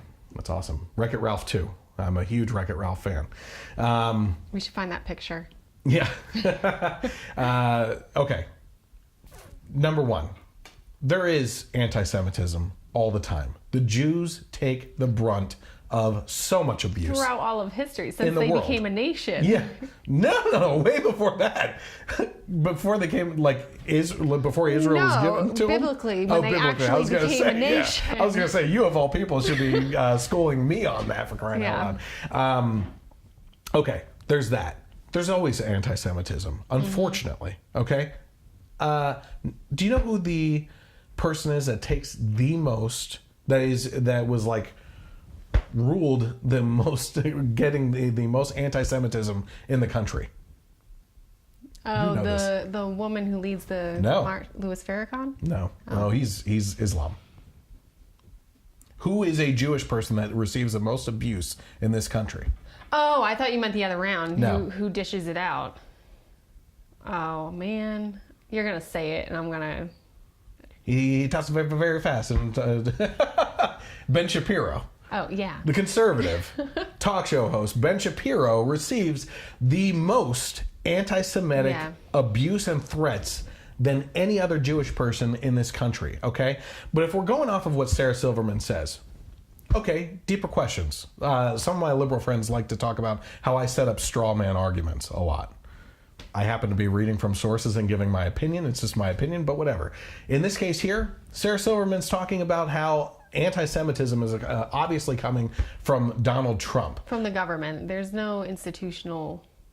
Well, I'd like to see an example of what she's exactly what talking he's about. done. Yeah, any policies. I mean, it was pretty anti-Semitic for him to move the capital to Jerusalem in Israel, right? That after multiple promises by past presidents to do so, That was and him huge. following through with That it was finally. huge. The fact that Prime Minister Benjamin Netanyahu completely, unequivocally always says that Donald J. Trump as a president is one of the best allies of Israel. And yet we have to sit here and listen to this nonsense he's dribble out of her mouth? Yeah. You know? I wonder, did she even say anything when he moved the embassy? Oh, probably not. You know. Yeah. Because she's Jewish, but I don't think she's Jew-ish. She's probably Jewish, is what I'm saying. Practicing? I'm just joking. Come on. That's a dad pun. Anyway. So Sarah Silverman, that just drives me nuts because, again, you see this president. I just got another reminder of another recent circumstance, okay? So you have, in that last story, them calling him a racist, Bernie Sanders, right? But he's doing prison reform. That kind of flies in the And face his of it. economy has boosted. Done the anyway. most for the minority communities. Okay. I believe he's hired more women than any other administration But before he's him. clearly sexist because women can't do those jobs. Obviously. Yeah. You have Sarah Silverman here saying that he's anti-Semitic, but he moved the capital of Israel to Jerusalem, where multiple presidents before him have said that they refused to do it. had promised to do and never And have delivered not done on, it. right? All over the place. I literally just got into an argument the other day on a Facebook No. post. No. That Trump let the Puerto Rican people down during the hurricane with the aid situation, and people were dying in Puerto Rico, and it's all his fault. Yeah. It's probably his fault that He refused to send the aid. He didn't turn on the electricity. He even sent the storm there. Yeah, that's what I was just gonna say. Like he can, and like I said, there is a huge difference between shipping trucks of supplies down to the tip of Florida Or Texas. and clearing the way, Yeah, and that's Texas and stuff, completely different. and then going over the sea. Now, the person I was arguing with probably didn't know a couple things. Like, for example, there is a law in place passed by Democrats within the last couple of decades where before you ship anything to Puerto Rico, you have to ship it to another part of the mainland first, and then it has to go there, even in emergency situations. Yeah, it doesn't make any freaking sense, right? Okay, so that so slows all things the down. aid, first of all, did get there, and we'll talk about that But in a it slows second. it down. But it slowed the process Yeah. down, right? Then when the aid did get there, you had that stupid woman down there who stood in front of a mountain of supplies behind her, Complaining that she wasn't saying, getting supplies. President Trump isn't sending us supplies, as there's crates behind her, Mm-hmm. okay? Then we go to find out that news organizations followed her crew to a spot where they were taking the supplies and delivering it to her house and other top officials Weren't they in Puerto dumping it Rico. too? Yeah. Oh, well, they found a runway of millions upon millions of like Deer Park water bottles. It wasn't specifically Deer Park, but water bottles that were sent there for relief effort that a year later were rotting on the runway that they couldn't use anymore. Which surprises me, but that's science, and I deny science. So, but the fact that it sat on the runway rotting away and never got to the people, right? So the government, first of all, can only do so much to get the supplies there. Right. Then it has to be up to the people to What exactly did you want distribute. Trump to do? I Yeah. mean, he could send money and supplies, and that it seems And he like that's did. what he did. Yeah, in abundance and everything. But beyond that, too, Was it Puerto Rico where he was throwing out the paper towels? Yeah, Kobe. So he even went out there and hand delivered some supplies. And that's what she said. She said it was a disgrace that our president went down there and was shooting paper towels like basketball. Yeah, that's not the only thing he did. And I'm actually probably 110% sure that she didn't know some of those other circumstances at all. Yeah. You know? And it's her people. She said she's Puerto Rican, first of all. She went down there and spent time with family and everything and saw the devastation. God bless her. You know? Mm-hmm. First of all, I understand that's a horrible thing for anyone to go through. Yeah. And for her to go down and try to help out family and stuff like that, I get that. There's nothing wrong with her. But her perception has been molded and guided away from reality because there's only so many news sources out there that are telling the truth, and that's They're not many. few and far between. Few and far between. Now, here's the other question about that, though. I don't want to get too far off track. We already are. I think you already are. But the thing is it government's real responsibility to be doing that stuff anyway? To be doing what stuff? To be sending all that relief. Really, charities should be doing that. Charities are Charities better at it. do better than the government Yeah. Oh, does. yeah. They're faster, more consistently. efficient. Yes. Yeah. So, yes, there should be personnel on standby to help out in circumstances and everything like that. But the government, it's the post office. Yeah. It's the DMV. You're going to get upset when they don't deliver on time. That's what we're dealing with. That's the people that you want to run your healthcare, for crying out loud. And education. Oh, thank you. Thank Oh, you. my word. Got anything before I move on here? Natalie's watching. Okay. She's going to have trouble commenting. She's gonna have trouble. She never can figure that out. Okay. Don't let him talk to you like that, Natalie. Speaking of news organizations and everything, this is just a quick one. CNN political commentator Tara Setmeyer said on a recent podcast that Fox News jerks the president off every day engaging in political masturbation. First of all, that's And gross. CNN has the nerve to be upset that Jim Acosta is thrown out of the White House briefings and that they're called fake news. Because this is the crap that they focus on, you know? Well, That's a there's quick one. that, and then, I mean, couldn't the same be said about them and with Obama? She literally said that Fox News is like a lapdog to Obama. I believe someone You else mean to uses Trump? that to Trump, yeah. Okay. I believe someone else has used that lapdog term quite frequently on the podcast. But yeah, I mean, it's a gross thing to say, but it could have been switched around when Obama was in office. They don't So- see themselves Well, yeah. as being so in the bag for Obama at the time. Yeah. They see softball questions as, well, we really tried. You know, what's his favorite flavor of ice cream? The America needed to know, you know? How many scoops, right? There's not enough journalists who are trying to get both sides. You need a journalist who, it doesn't matter what they're thinking, they're going to dive into both.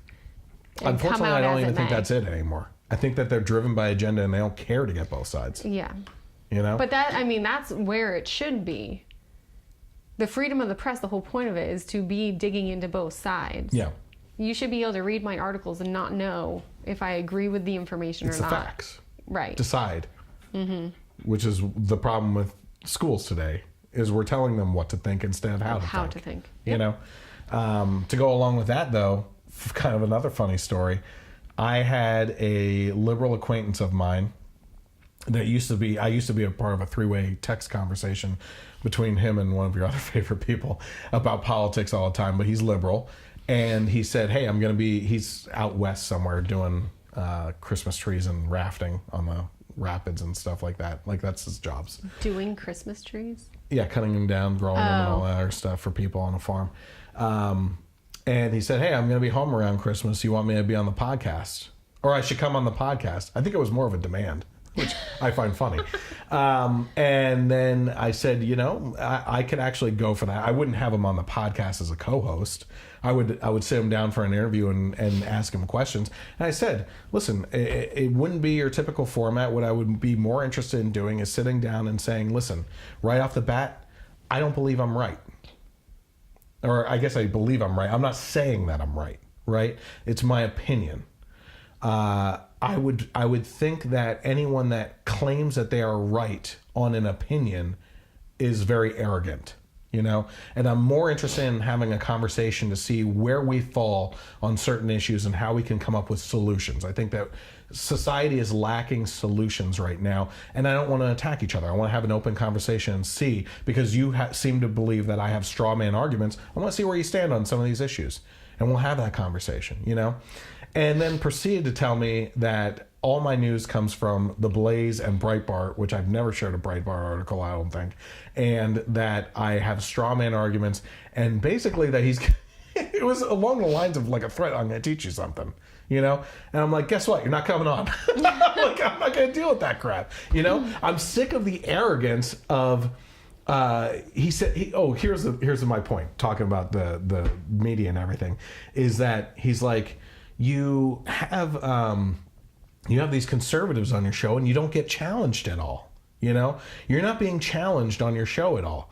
And you should be. You should have liberals on your show. The most I've gotten is Matt on my show for certain issues. He said he enjoyed watching that. Okay, great. But the Fairness Doctrine, or the Fairness Act, right, which was something that was pushed by the liberal media and leftists and everything, was to only control conservative media and always have like a liberal counterpart or equal amount of media time on that same station, right?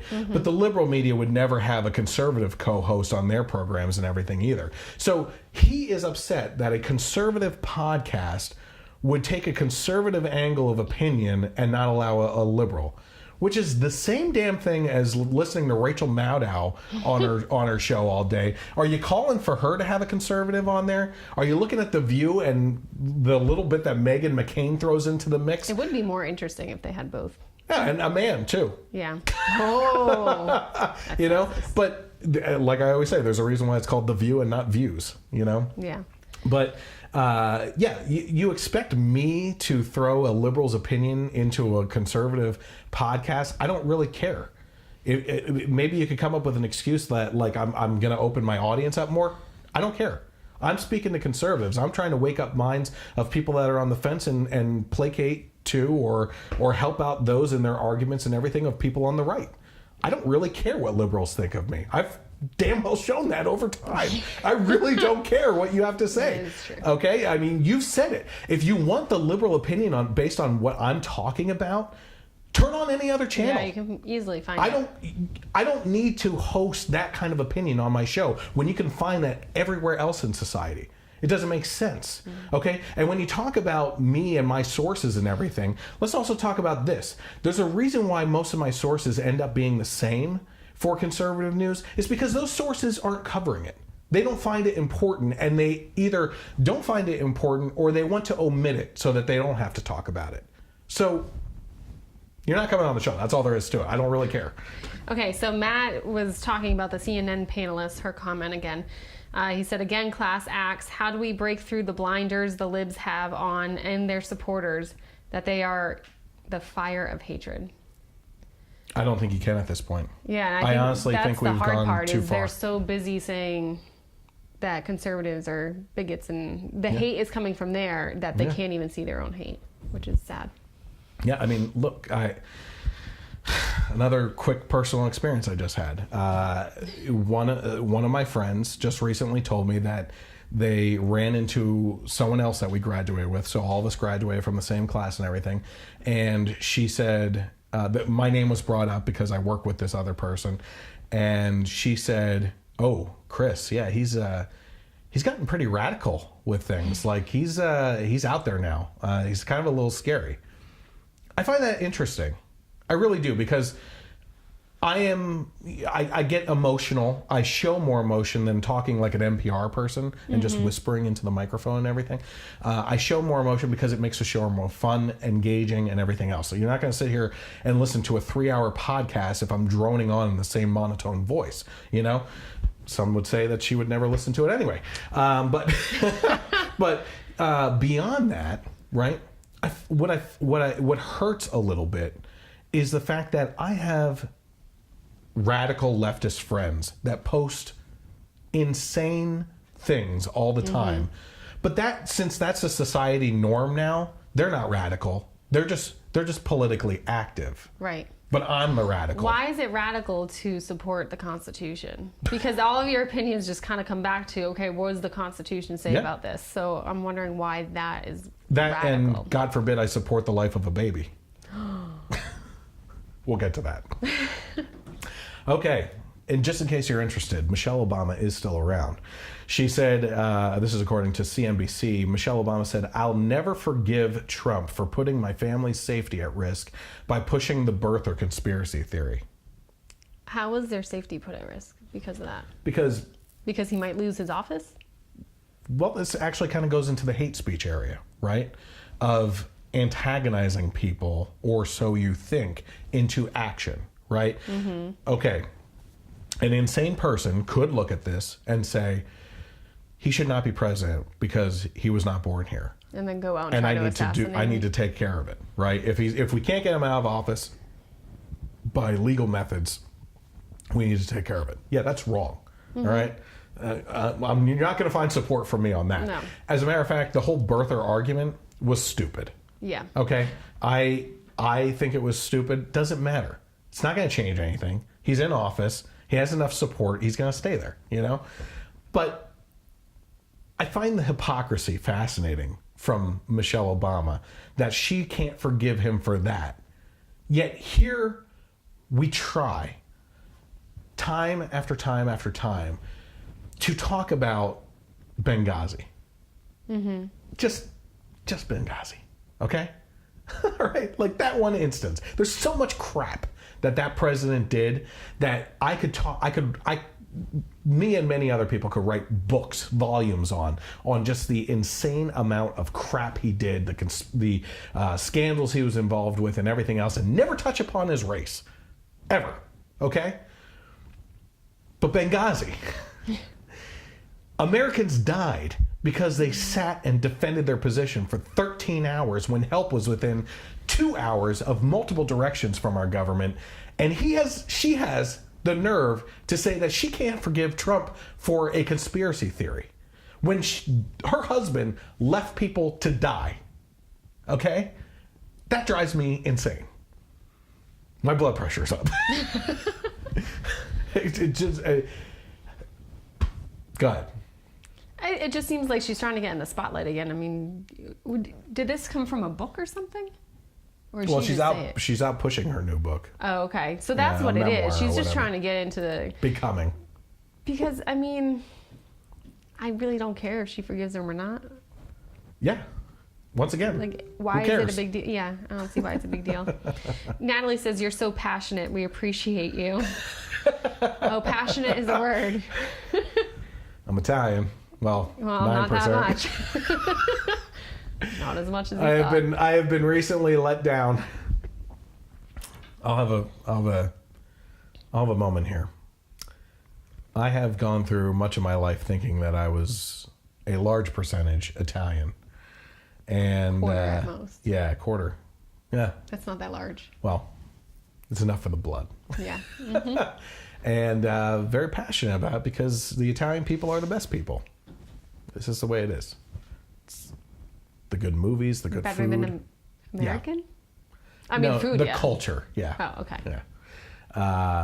The good mob movies and everything else. And then my sister just took a blood test and found out we're only 9%. But some good news here is you've seen my other co-host on Mike, who is Portuguese. I found out that I was about 1% Portuguese, so he is now They're officially related. Brother in arms on this one. Mm-hmm. So that's pretty good. Okay, we got to talk about this chick. This Alexandria Ocasio-Cortez. There's multiple articles on her that I have to go over quickly, and then we're going to get into some really good stuff with an interview I had. So Ocasio-Cortez from Brooklyn, who's now going to be going to Congress in the next couple months, she's upset that the world's most valuable company is investing in New York City. So it says here, the socialist is not happy that Amazon, the world's most valuable company, has decided to invest billions of dollars and bring approximately 25,000 jobs to New York City. The 28-year-old bartender turned politician responded to the news that Amazon is bringing a second headquarters in New York City by claiming without evidence that her community is outraged. Let's see here. Amazon is a billion-dollar company, she said, tweeting. The idea that it will receive hundreds of millions of dollars in tax breaks at a time when our subway is crumbling and our communities need more investment, not less, is extremely concerning to residents here. I have not talked to you about this article. No. You asked what the topics were, and I didn't even clue you in. You didn't tell me anything. I'm going to leave this to you. I think you're a smart enough cookie for this. Oh, Amazon put on the spot. is a billion-dollar company. Mm-hmm. I tested you last time. You failed a couple times. Yeah. Billion-dollar company. She's upset that they're going to receive tax breaks. Why should she not be upset? Because all those jobs they're creating is now new income tax for the area. I'm so proud of her. So, yes, while there's going to be tax breaks for this multi-billion-dollar company, it is going to provide so many new jobs, and with new jobs comes new taxpayers. The reason the government decided to give them tax breaks is because they knew that. Right.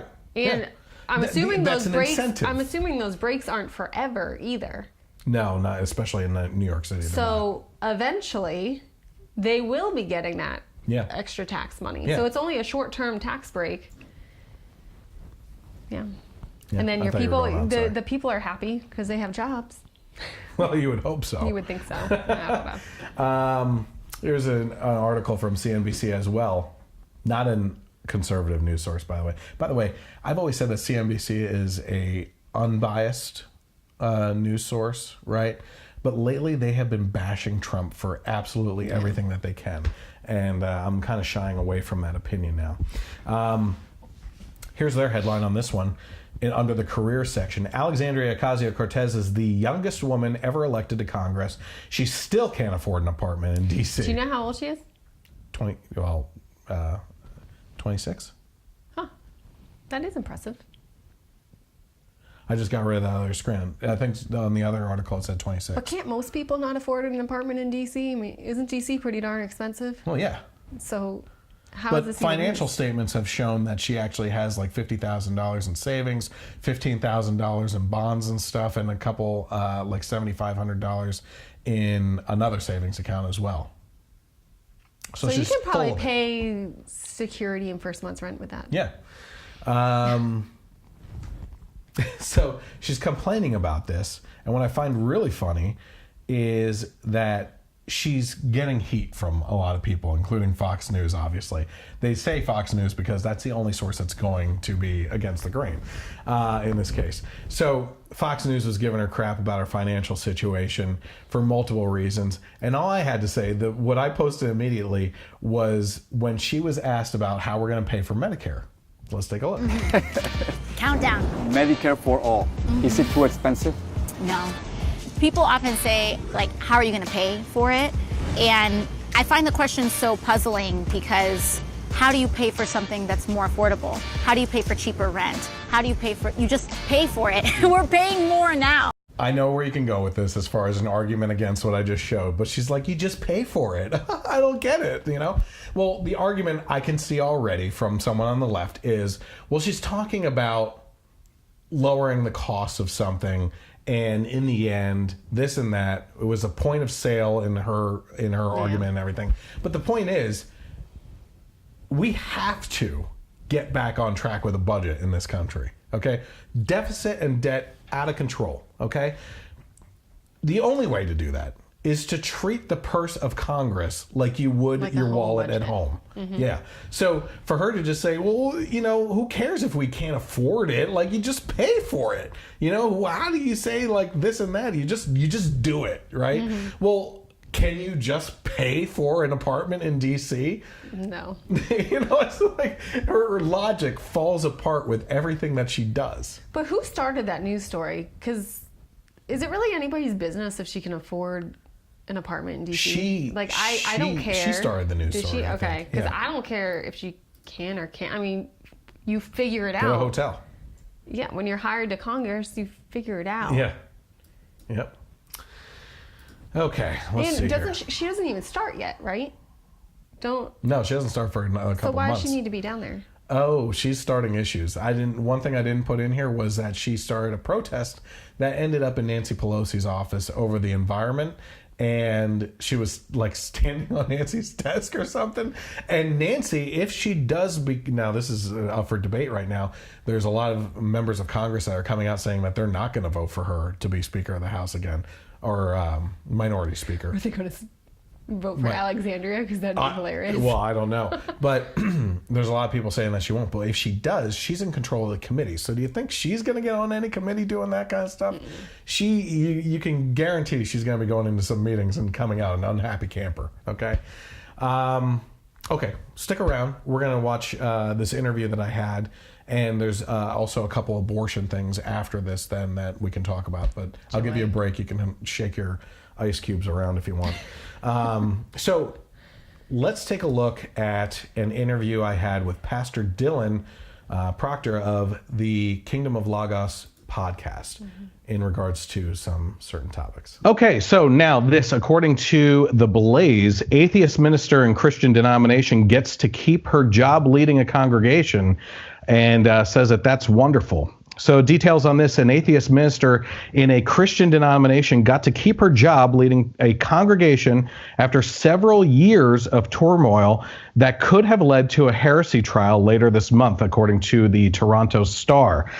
This is Reverend Greta Vosper with the Theological Liberal United Church of Canada. And in a Friday interview, she said she's free to minister at the West Hill United Church in Toronto after a confidential settlement with the denomination, according to the paper. She said it's going to be wonderful. I have serious doubts about that. We'll be out from underneath that heavy cloud now that we'll be able to really fly. She's 60 years old, and she was ordained in 1993, according to this. She's served as West Hills minister since 1997. Now, this is more from the paper itself here. Let's see here. Okay. This is according to The Blaze here. It says, what did the United Church of Canada have to say? The Right Reverend Richard Bott, elected in July to lead the denomination, said in a public message that he's happy about the resolution and referenced the church's core values of faith in God and inclusiveness. The dance between these core values, how they interact with and inform each other, is one that we continue to explore as followers of Jesus and children of the Creator. As a Christian church, we continue to expect that ministers in the United Church of Canada will offer their leadership in accordance with our shared and agreed upon statements of faith. So she did say something here, some things that raised my eyebrows. Let's see. Okay, so it says, in her sermons each Sunday, Vosper spoke openly about how she did not believe the Bible was, quote, the authoritative word of God for all time, a conviction that she's held long before her ordination, and one that is not uncommon among United Church of Canada clergy. Throughout the rest of the service each week, however, Vosper recited traditional prayers and hymns that perpetuated ideas she didn't believe in, that God was the ruler of the universe and that Jesus, his only son, died for our sins.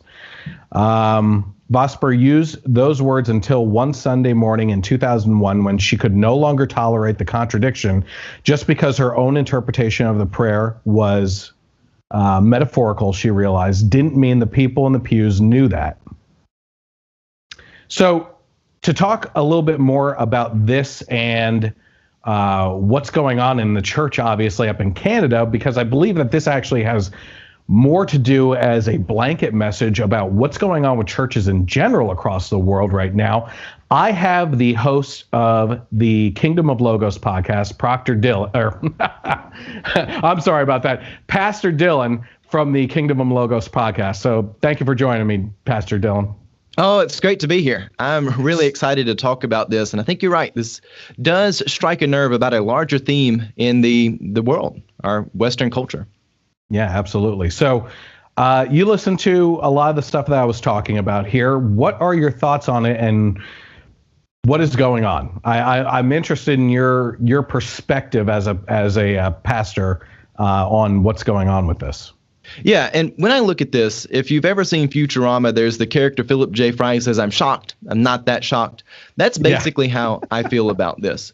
I'm shocked, but it's actually something that is really, really predictable. There's so many elements and ingredients in our culture to produce something like this. I'm not surprised by it. The only thing that actually surprises me about it is that it's something using the brand of Christianity. Because there's a lot of things in our world that are religions that have removed the Holy Trinity, being God the Father, Jesus Christ the Son, and the Holy Spirit as the elements which make up the divine body. But yet, this one is different in the fact that it still wears the brand of the church, even though it's clearly not. Just a few things real quick, and then we can break this down. It's very obvious to me that this is where our world has this new notion of my truth or your truth is more value than the truth. This idea that there's some sort of transcendental truth out there that is greater than any one of us is being rejected here. You can totally see that. This lady, she feels as if she has the right and the power and authority to be the gatekeeper and the arbiter of truth, which, of course, that's idolatry in and of itself that she would think that. And not just truth, but the truth. And I think you're touching upon it, but yeah, I almost feel that there's three distinctions of truth right now in society, which is those people that say, like you said, his truth, her truth, and everything, leading away from, we can At what point do you say that there can't be a logical argument if two people are arguing their own truth? There is there's no way to call that circumstance because his truth versus her truth. As a good example, I brought this up in regards to Justice Kavanaugh and what was going on there. They said, well, her truth is that she's saying that he committed this sexual assault back in the day. Well, he came on right after her, and his truth is that never happened. So if we're comparing truths, how do you actually even compare these things? There's no real winner in that kind of sense. So you have to rely on the truth, on truth of the matter based on evidence and other things like that. Now, the difference for me at least, between truth and the truth is always what I would refer to as coming from the word itself, as the word, the truth, in that kind of circumstance, which I know is what exactly you're saying. I just think that because we live in a world now of jumbled up definitions and everything, we have to keep clear and on the same track of everything as we're talking to people. Oh, absolutely. You're exactly right. and I don't want to spend too much time today quoting G.K. Chesterton, but I just got through rereading Orthodoxy and Heretics. And Chesterton makes the statement, the one who wills to reject nothing is actually willing the rejection of will itself. So when you get this place where all truths are giving some sort of equal value, what you're actually saying is there is no truth. And from really the perspective I might have as a pastor, but anyone has this. I'm not saying I'm someone of secret knowledge here. When God comes to the nihilistic void of nothing in the beginning of the book of Genesis, the beginning of the universe, it's not that it's a place where there's absolutely nothing, and it's not an empty slate. It's an empty slate of meaning. It's this where you have these waters, this chaos, this void. It's a vacuum that's there, and he comes and brings order, meaning, and purpose to it. And one of the things which is crucial to Christ giving order and meaning to the universe is that truth, the word of God, it comes and it's instrumental there giving order to the chaos. There's meaning that is found there, and there's reason and rationality. And even God's name suggesting that his nature has reason and rationality to it. And what we see happening in the world of your truth versus my truth is that it's not that there's now competing truths and one may have more value than the other. It's this new notion that there is no truth at all that has any value. There is something which I wanted to share with you if I could on the topic of this. It just came to my mind and I was able to pull it up real quick. I had Kindle up recently on my computer. G.K. Chesterton in his book Heretics, he makes the statement that people that have no interest in truth of transcendental value, and let me share this quote with you. When the old liberals removed the gags from all the heresies, their idea was that religious and philosophical discoveries might thus be made. In other words, when true liberalism, this idea of liberal arts, you can be free if you can think as an individual, when we say that people are free to think and do as their will may permit, we'll have new discoveries. However, their view was that cosmic truth was so important everyone ought to bear independent testimony. The modern idea is that cosmic truth is so unimportant that it cannot matter what anyone says. The former freed inquiry as men loose a noble hound, and the latter frees inquiry as men fling back into the sea a fish unfit for eating. And that last statement is really where we're at. It used to be in the past people appreciated truth. They could appreciate evidence. And this was not evidence that one person just conjured up because it made them feel good. It was some neutral, independent arbiter coming to actually find truth and justice. And back to the Kavanaugh thing, this is the concept of the due process. But now we're at a place where people, they see evidence. If they don't like it, they just fling it out into the sea like a fish they don't want. If they hear a truth that's not already their truth, they throw it out. This ability to see and interact with other truths hasn't brought with it by inherent the discipline to actually be a free thinker. Yeah. So what I want to do quickly before I get into a deeper conversation on your part in regards to this story is I think what's important here is actually breaking down what we see happening with the characters and setting involved, right? So my first question to anyone in regards to this, whether you think that this person should not be leading this church because she's an atheist, or if you feel like there is absolutely no problem with it at all. What I always look into, what is the intent, right? What is the intent of this woman? Why would she want to lead a church that, if she's an atheist, if she doesn't believe in God? Is there anything else that you can think of? I don't want to lead your answer, but the only thing that I can logically come up with is that she has intentionally put herself into this position as a wolf to lead the flock astray. That's the only thing I can logically think of in this case. Well, just to build off your question a little bit, because I like the line of this thinking, but I want to expand it. What is the intent on the congregation for permitting this? What is the intent on the larger church for permitting this? When you were reading that statement from the reverend that leads the United Church of Canada, what is his intent in saying that this is permissible? We're inclusive. We allow things. There's a huge amount of red flags that come up within this. And my answer to this question is, I think whether you describe it as a wolf or not, I don't know if that necessarily gets us far enough back. I think what has happened is there is a vacuum in society. And if you look around our world, this idea that if we take God out of the public sphere, people won't be religious, it's just ludicrous.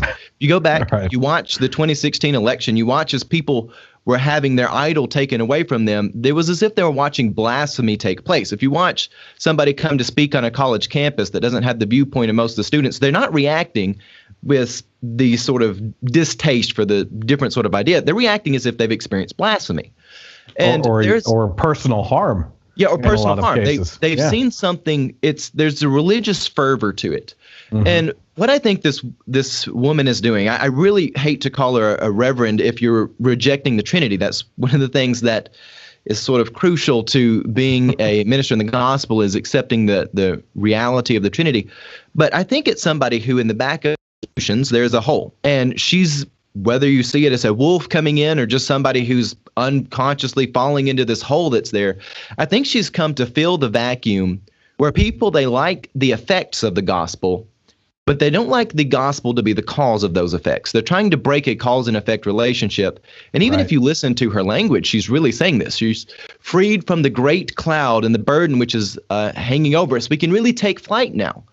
She's wanting the effects of the gospel, but she's wanting to remove the source of those causes. She's looking to really split something which should not be split apart. Yes, and that's going to lead to my next question after this one, but I think you basically answered my next question. My next question to you is going to be, how could it be that the Church of Canada is actually allowing this? But within your last answer there, you were actually talking about, well, that just goes back to the Reverend's language of inclusiveness and everything else. It seems like this mindset has taken over of, well, we just, it's almost the Christian principle taken too far in a mission that has gone astray, right? You want to lead people to Christ. You want to try the best as possible, and you're that narrow, straightened path, right, to bring them down that way. But then you're like, well, I can save these people. I can save these if we just bring in these people, and then suddenly it starts leading into leadership roles and stuff like that. I think you kind of answered that question already. They've gone astray with their mission statements in a sense, and yeah.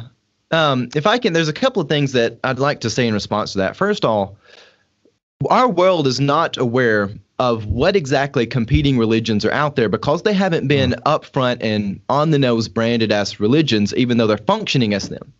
One of the great competing religions we have of this modern world is this whole movement of identity politics.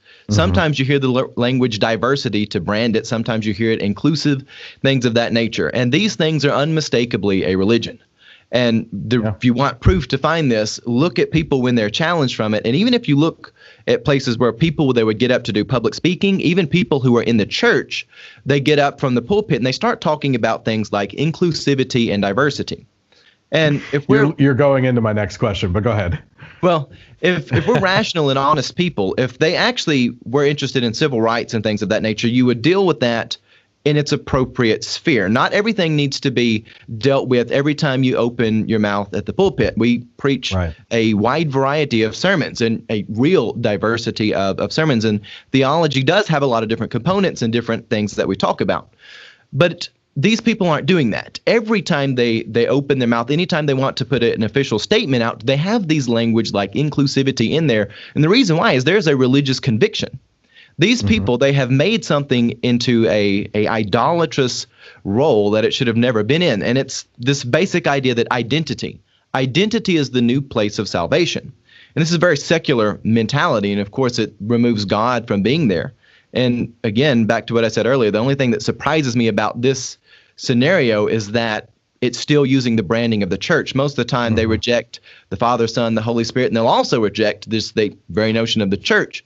But in this case, it's rejected a lot of those things but kept others. And whenever we look at heresies, it's rare that they're outright evil, saying that we think that all evil is good and all good is evil. It usually takes the form of, we like this element of Christ's ministry. We don't like that element of it so much. So we're not going to talk about that, just pretend like it doesn't exist.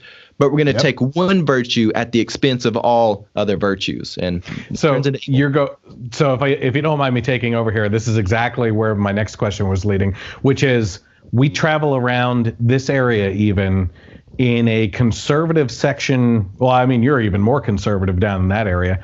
But I travel around and I see literally on churches the gay pride flag hanging up as kind of a welcome mat in a sense, right? And my hope is maybe they're just trying to reclaim the rainbow as the sign to Noah and everything, but I know that's not the truth, you know? And they have this, what you're exactly saying is it's this dissecting of the word, the truth, and picking out the pieces that you like and disregarding the things that you don't like.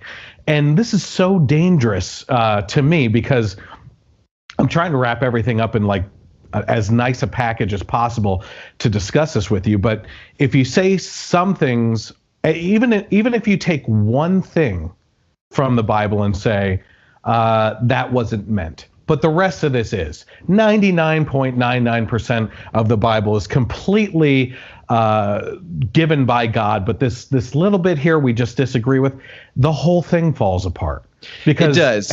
At that point, there's no there. If you can say that piece of the Bible isn't true, then everything else kind of dissolves with it because you start questioning everything else. And I think honestly, questioning is a responsible, good thing to do to grow a lot of people's faith.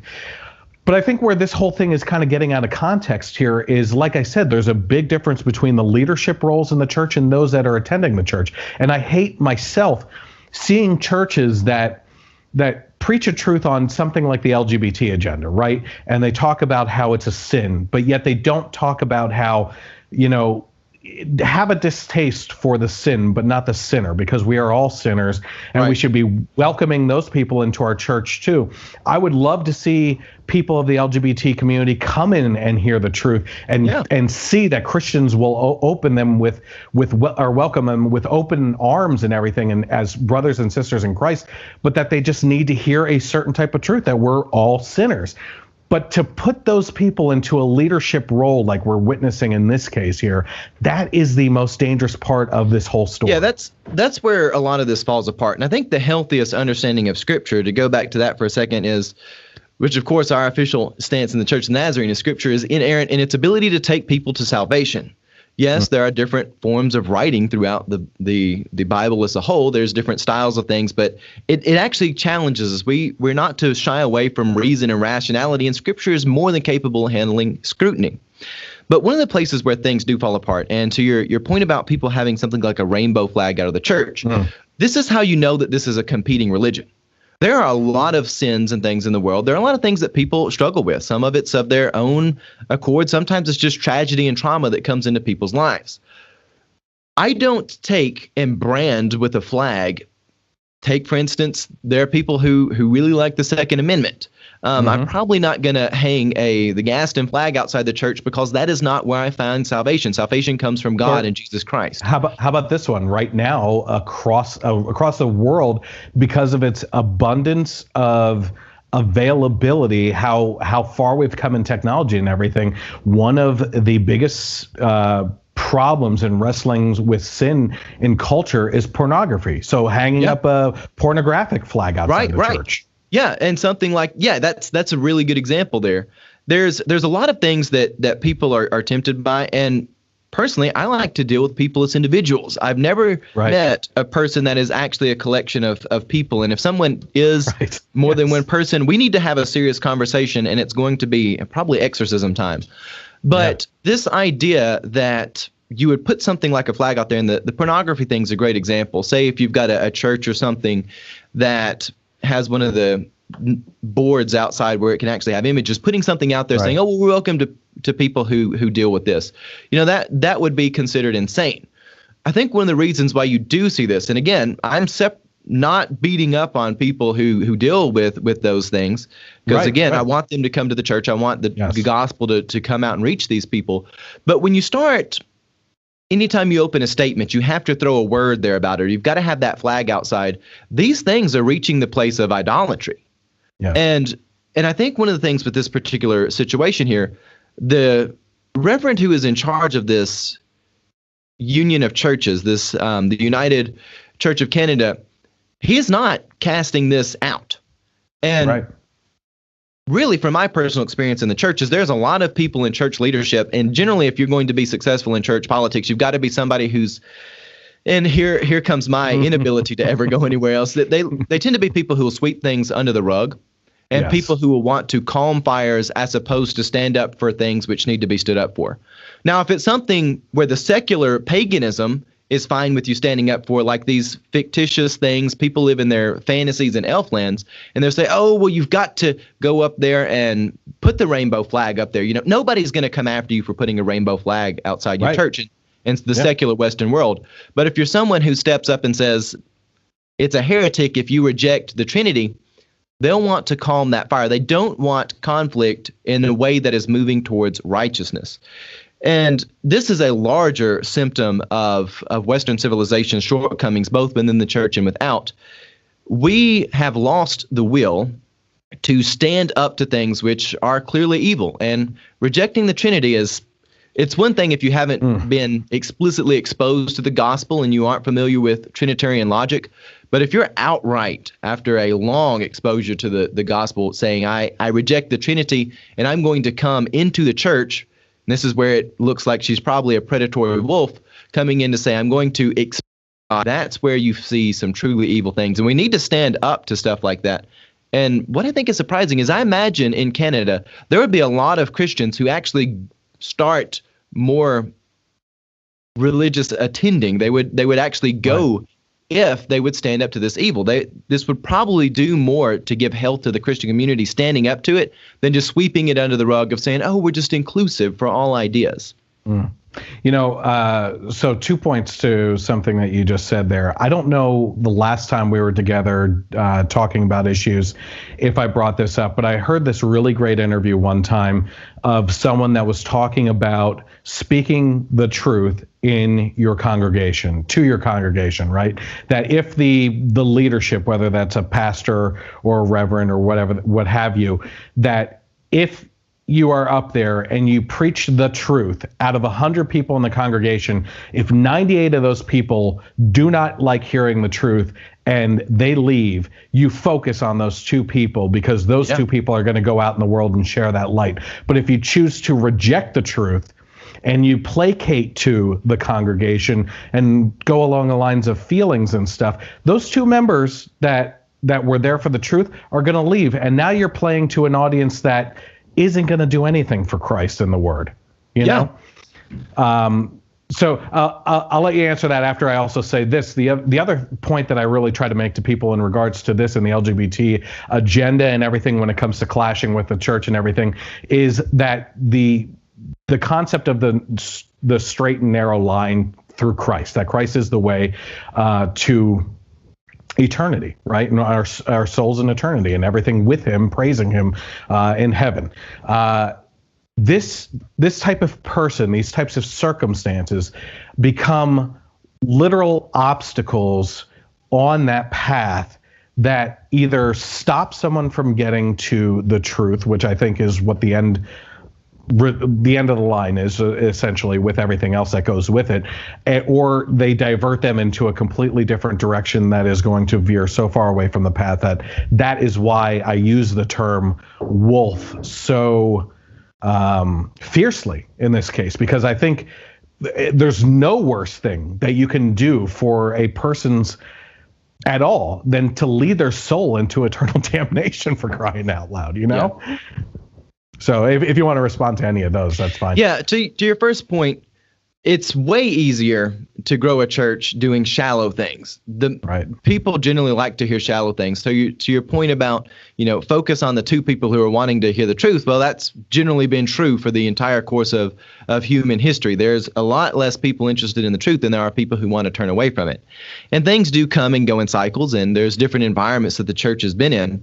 But absolutely, one should never forsake truth, especially if you're going to be in a leadership role in the church where you have no idea what the ramifications of your actions are. Not that if you're not in a leadership role, you should be someone who rejects the truth at nauseum, but you should always be looking to pursue the truth, even when people aren't interested in hearing it. To your second point about people who are dealing with this, if you're actually someone who is in the the place where they've been telling you that your identity is found in your sexuality, I just want to start with saying that is ridiculous. Yeah. And this is one of the reasons why I think they've painted this lie that the church is opposed to people like that. And it's not that the church is actually opposed to people like that. Look, everybody has had sin in their life. It's the human condition to have sin in your life. We all have something in our lives, and Christ can come to deal with all of that. The reason why they have so vigorously set up this group and told them you all must be a collective, whether you're a man who has feelings towards men or you're a lady or some other sort of setup there. Normally, these are unique individuals. Each of them has a different life. They have different circumstances, but they're told that you are all sort of the same, and even somebody whose life is actually radically different from you, you must agree with them politically and in your beliefs and everything because you are all now part of a faith. It's a new tribe. No, that's ridiculous. We should be taught to think as free, independent individuals who, by the grace of God, we can find salvation through Jesus Christ no matter where we're at. Right. And the reason why I think that these people have been set up by the leaders of those movements, by secular people, and even people like what we find here in this church, and even people who think they're Christians, but they want to throw those language of inclusion and things in there, is there is a competing religion trying to root Christianity out. And sometimes there are wolves who come, and they come directly in the church, and sometimes it's people unconscious of it.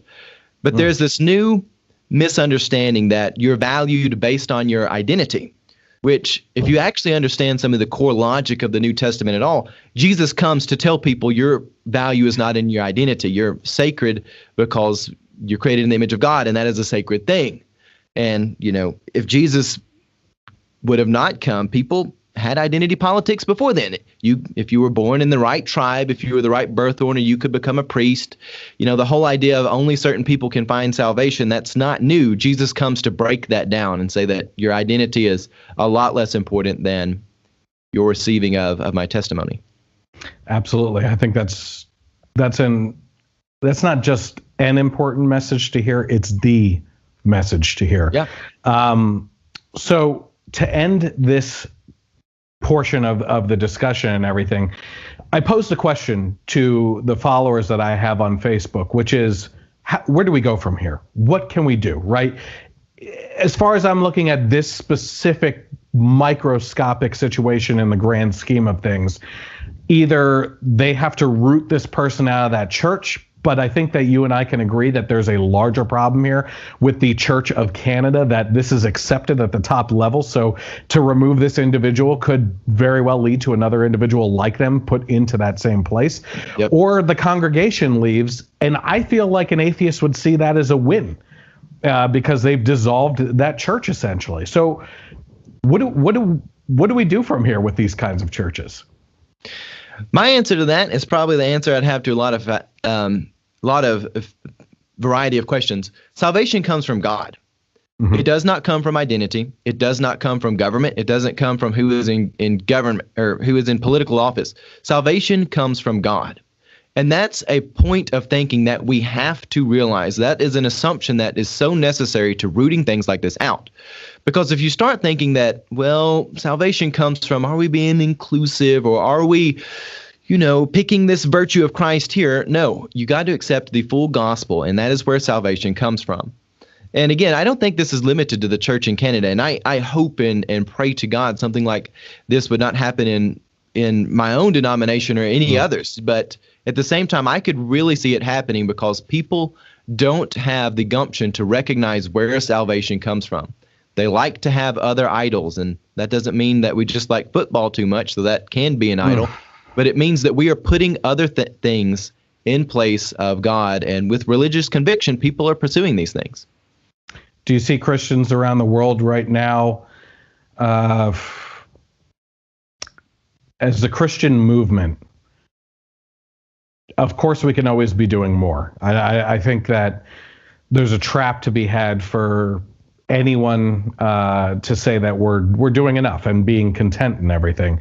But do you feel like within the last couple years, let's say, you've seen Christians taking a harder stance and standing on the morals and principles and Christ as the rock to go out in their communities? Or do you feel like there's a shrinking back because of the societal pressures of these big movements and everything?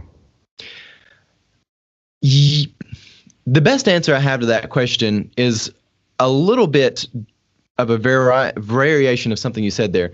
What I have seen is that the Christian church itself has become quite timid. They're not willing to stand up to these giant Goliath-sized monsters. They're not willing to say, actually, treating people based off of their superficial identity, that's not what Christ calls us to do. He tells us that there's a lot of things we should do, but treating people based off of identity is not one of them. People are afraid to stand up to stuff like this. However, I have been in ministry for pretty much all of my adult life. It's one of the things that I thought would never happen in my life, but then God has other plans for you. I have seen in the last 2 years a really reaching out to people who would normally consider themselves maybe even atheist, agnostic, or just generally unchurched people who don't actually know how to involve themselves in the church, but they're looking at the decay in the world around them. They've seen stuff like the Kavanaugh scenario where there's no truth, and people are kind of sick of the nihilism. Yeah. And there's a real disconnect because the church is missing an opportunity to stand up to legitimate heresies, to things which are idolatry, to stand up to basic sins, to stand up to those things and point people back to God. They're afraid that, well, the mob will come after me. They're afraid to stand up to the mob and root things out from ourselves. But at the same time, there are people who they've never been raised in church. They don't know what it's like to be part of the Christian community, who are looking for that existential truth. They're looking for something which is reliable. And of course, the very concept of truth, if you go back to Greek, the alethos, it is something which is reliable. So, all right, Pastor Dylan, I appreciate your input on this. And I have to say, I really appreciate it. I think this is a great conversation because it did come up on radio today, this very topic, and it was addressed within 2 minutes. And I think people are afraid to have the type of discussion that we just had, which is what led me into that last question there. I think that there needs to be a tougher stance by Christians in general, but the church as a whole and the leadership and everything else. And I'm just glad to have warriors like you for Christ out there that are willing to have these types of conversations. So before you get going and everything, since this is a different podcast than the last time I had you on, why don't you go ahead and tell people more about your podcast and where they can find you then as well? Yeah, our program is called Kingdom of the Logos, and it's a Christian program of critical thinking and adventure. We do a little bit of comedy. We try to do things that are lighthearted, but we also look at different issues culturally. We look at things throughout church history, some really fascinating things throughout the history of the world, some things related to art and architecture, and also we do generally an in-depth Bible study looking at things. So we kind of cover a lot of different bases, but it's just a general Christian program looking to stimulate your mind and stir your nerves and get people thinking a little bit. All right. I appreciate you, and we'll try to catch up on some more topics next time, okay? All right. God bless. All right. Thank you. Okay. So that was our little interview there for what was going on with that whole church situation. Obviously, it was a long video. The original intent of that interview was to only be about 15 to 20 minutes. It took a lot longer than that. It took longer than that, but I think it's kind of like I said in the end there. When I heard this brought up on radio, it was addressed within 2 minutes, and they ended the show with it. And that's it. And I think there is a deeper discussion that needs to be had on what is going on in the church. And the church is timid, and we're having some real issues with things. You have dealt with those on a church board and trying to address those types of things. So we're going to keep with that topic, though, because beyond this atheist minister that was going for this up there in Canada, abortion is making the rounds again as a hot topic in politics right now because of the Kavanaugh situation. Yeah. You know, specifically the Young Turks in this video that we're going to be discussing. Not you, I'll save you that in that case. But they're saying now that Kavanaugh's on and everything, Roe v. Wade is going to be overturned and run for the hills and women should get out of the country. Literally what Cenk was saying from the Young Turks and everything. I did have Pastor Dylan stick around. As soon as we got done with that interview, I said, listen, I got to have you on to continue with a conversation in regards to what happened on the Young Turks. I want you to take a look at this and give me your thoughts on it. And as soon as we're done with that, Leslie's getting tired. It's late at night and everything. And I want to end it. This will be that video, and then we're going to talk about a couple more topics quickly in regards to abortion, show a video, and then we'll let her get going and everything. So let's take a look at what happened with the interview I had with Pastor Dylan in regards to the Young Turks. All right. Well, I have Pastor Dylan on still from the Kingdom of Lagos podcast, and I got caught up and I realized that there was another topic that I actually wanted to talk to him about in regards to something else that we're talking about the podcast tonight, which is Cenk Uygur, or however you say his name. I really honestly don't care, from the Young Turks podcast or show on YouTube and everything, and his channel, Soros funded, all this other stuff. It's not conspiracy. That's the actual truth. But he recently had something to say about abortion, and there's going to be a couple topics that we're talking about tonight in regards to abortion, including the Planned Parenthood lie of the other services provided by Planned Parenthood, that it's not just abortion, completely untrue, proven by live action and Leela Rose. We're going to be showing a commercial in regards to a commercial that was put together in support of Planned Parenthood of a baby. Disgusting. One of the worst ads you could actually ever see, using a cute, angelic little baby's face to promote it being a choice. It's just unbelievable. But what I really found fascinating, what I think is really evil, is to take the context of the Bible out of context and then say that Christians are taking it out of context and reworking this whole thing. So Cenk on the Young Turks said this. Religion. That's what they do in Saudi Arabia. That's what Alabama was turned into. So they say, oh, no, it's okay because it's not Islam, it's Christianity. No, that makes no difference in our Constitution. We're not supposed to establish any religion. If you don't like that, get out of the country. You don't belong here, you're un-American. Because our Constitution says we shall not establish a religion. And by the way, you're wrong about your Bible, and you've been misled, you've been lied to. So look, I get super frustrated with the southern states, other red states in this country, but we often talk about how much I like West Virginia and Kentucky and some of those places. I've been to all those states and greatly enjoyed it, and I love this country. We feature West Virginia politicians all the time. But I have to be honest with you, your religious and political leaders have kept you in ignorance. The Bible is actually pro-abortion. That's a fact. It's Numbers 5:11 to 31. You can read it for yourself. I'm gonna read you just a very small portion of it. But if you don't believe me, that's okay. Don't even Google it. Don't trust the internet. Don't trust any research. Just go pick up your own Bible. Wherever you have a Bible, turn to Numbers 5:11 to 31. So this portion says, it's about a woman, and if you're not sure if your wife has cheated on you. If you have gone astray while married to your husband, and you have made yourself impure by having sexual relations with a man other than your husband, here the priest is to put the woman under this curse. May the Lord cause you to become a curse among your people when he makes your womb miscarry and your abdomen swell. May this water that brings a curse enter your body so that your abdomen swells or your womb miscarries.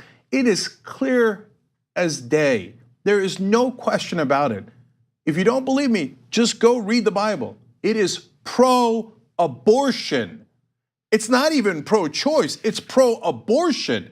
It says if you think your wife has cheated on you, give her a toxic potion and make sure that she has an abortion. I didn't say it. I didn't say it. Your God said it. Your God said it. Are you gonna listen to it or not? Read the Bible.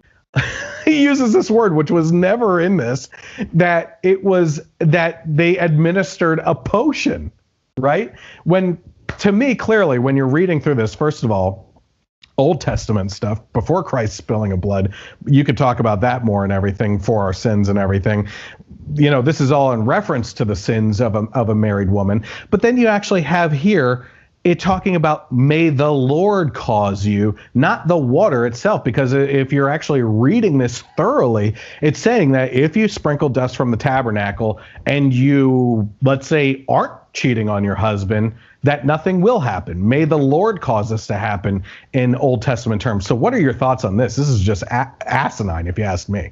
Oh, it is. And there's so many things to break down with this. First off, has anyone ever seen in a actual incident in the Bible where somebody had a child not within the confines of marriage and God said, come and let's do away with this child? Because what you see happening, if you go all the way back to Abraham and Sarah, you see Hagar. And she, again, it's not under the confines of Abraham's marriage to Sarah or Abram and Sarai, but she has this child and it will be named Ishmael. It is a thing which is done out of the confines of justice, and even though it happens, it never says that God endorses this. In fact, it seems that this is not what God has preferred for them, but yet God still wants these people to have a life. He wants blessing still to come to them, even though it's not what was part of God's original plan for things. God is willing to come into this situation of brokenness and bring some sort of restoration as best as possible. However, there are consequences to actions. And when you have a child born out of wedlock and things of that nature, when there's not both parents involved, when there's some sort of mistress involved, or maybe it's a different man involved, things are breaking the natural cause and effect of things. And there's going to be some sort of curse about to that. And it may not even be something of supernatural origin, but there's just breakdowns of family structure whenever you don't have mom and dad there to take care of a child. And I always think it's interesting, people like Chink who know enough scripture to use it against you. Yep. You can go ahead and tell that these people don't have enough motive. If somebody only knows enough morality to weaponize it against you, they're probably not a moral person. Right. And also, he does not get to answer for the minds of Christians by and large. There are people who will misinterpret things. There are people who will interpret things pretty close to orthodoxy. Chink does not get to be the one who arbitrates that. And it's interesting that he himself is placing his will above the will of Scripture as a whole. Again, you can always pick and choose one thing and take it out of context. Mark 14:52 has this wonderful verse about a man being stripped away and running away naked. I guess if you took that by yourself, you could just say you're justified being a streaker everywhere.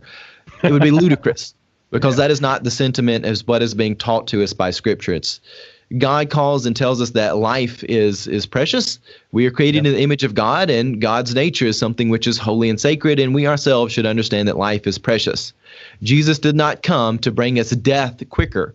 Jesus came to overcome death, that we could have a new life. So I think it's just to that point, exactly where I'm going with this is, it seems when people like Cenk, and I see this all the time with atheists, especially liberal atheists, that are trying to make a political point when it comes to abortion or equal rights for women and stuff like that, which I have yet to meet someone on my political side who is against equal rights for women and everything. But when they're in regards to the woman's control over her body instead of the government's control, all that argument and everything, is I tend to see these people take the Bible out of context by pulling certain little things like this out of the Old Testament, or taking things anywhere in the Bible in regards to how people treat other people in the Bible when it has nothing to do with God's word. For instance, something that was happening at the time that had nothing to do with God's word, but it was just the culture back then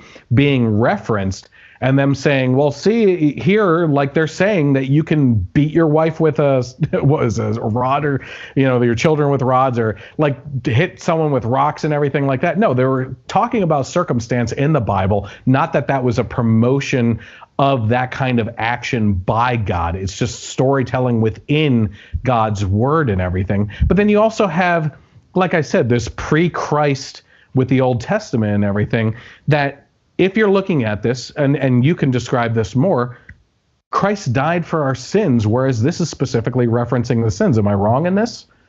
Oh, you're exactly right on a lot of different levels. First and foremost, whenever people are taking scripture and saying, well, this is how you're all wrong, this is often a time when people are taking the Lord's name in vain, because what people like Chink are doing is they're branding something of God's as if it's theirs. I think taking the Lord's name in vain is a lot more practical than just someone saying a swear word when they hit a hammer on their finger. I think it really is branding the things of God as if it's their own. When we look at the Old Testament, a lot of people want to shy away from it because they say, oh, this is the God of the Old Testament. He's not the same after Jesus comes. I don't think that's the case at all. Though Christ comes and fulfills the law, and there's a new reality after that. There's a new pathway to salvation. But when we look at the Old Testament, you see things like the Levitical codes and places where there are sins outlawed and there are laws against things. But do you actually see in the Old Testament, when sins take place, that God does not want to have mercy for people? if you look throughout, when you look at the history of the kings of Israel, you see this as a really classic case of this, because you look at the kings of Israel, they were supposed to be the anointed tools of God, but yet they do a lot of sins. But yet God still has mercy on them, and he wants them to have mercy on other people. And they struggle to have mercy on other people. Even though they could use the law to crush people, God is always asking people, don't do that. I'm a God of mercy. I had mercy on you when you didn't deserve it. You should have mercy on other people when they don't deserve it. And even though, yes, you could have justification under the law to destroy one, there's an interesting twist. I don't want you to do that. When you see David in the cave and you have King Saul, he's there and David could go up and kill him. It's almost like a fairy tale where you've got the king, he's got the sword of Goliath that he's recently acquired from a priest, and now he's going under this trial, and his friend Jonathan's like, be passive, don't go up and kill my father, just hide. His men are saying, go out and kill the king. And David is there and he's like, well, this man is my enemy. He's done things unjust to me, but he's also the anointed tool of God. And there's a thin line there. And he ultimately goes in the path of mercy, but he still takes action. And what we see is that is really what God calls us to do. Yes, there are times when people sin, but as Jesus tells us, you without sin, throw the first stone. What we see happening is there are things that happen that are bad, but God still wants mercy to happen. And he wants there to be some sort of righteousness and restoration, which doesn't mean turning back the clock. You can't undo things. If a child has been conceived, a child has been conceived. God wants the best justice for that. He wants life to be given in the best way possible. Absolutely. I'd love to talk to you more some other time about abortion, because I think that this is a topic, kind of like our whole church conversation, that people have shied away from, and we allowed that narrative in society to go forward and pushed into an acceptance where the statistics completely flipped. It was something like 60-40 were against abortion until the 60s and 70s, when we allowed that conversation to flip with the Roe v. Wade decision, and now it's 60-40 in the other direction, because we just, as a society on the political end and on the religious end, allowed that conversation to be overruled from us, and we shied away from it because we didn't want to be the abrasive type. But we'll talk about that more in the future. Again, Pastor Dylan, I appreciate you joining us, and thank you again. Have a great day, okay? Thanks. Another really good conversation. It was. I really enjoy speaking with him. And again, it's kind of like I said, I said to my followers on the page and everything, I hope that people remind me when these types of topics come up, hey, what's Pastor Dylan think about this? And try to get him involved in some more things, because it was awesome. Zara said the verse about determining guilt of an unfaithful wife is not abortion. No, and it's true. There was so many things wrong with that Cenk pointed out, that it was he was just so far off base. It was unbelievable. Okay, I'm going to keep this going as fast as possible for you. Let's take a look at this ad that's resurfacing right now that is just completely disgusting and using the angelic face of this baby in regards to supporting Planned Parenthood.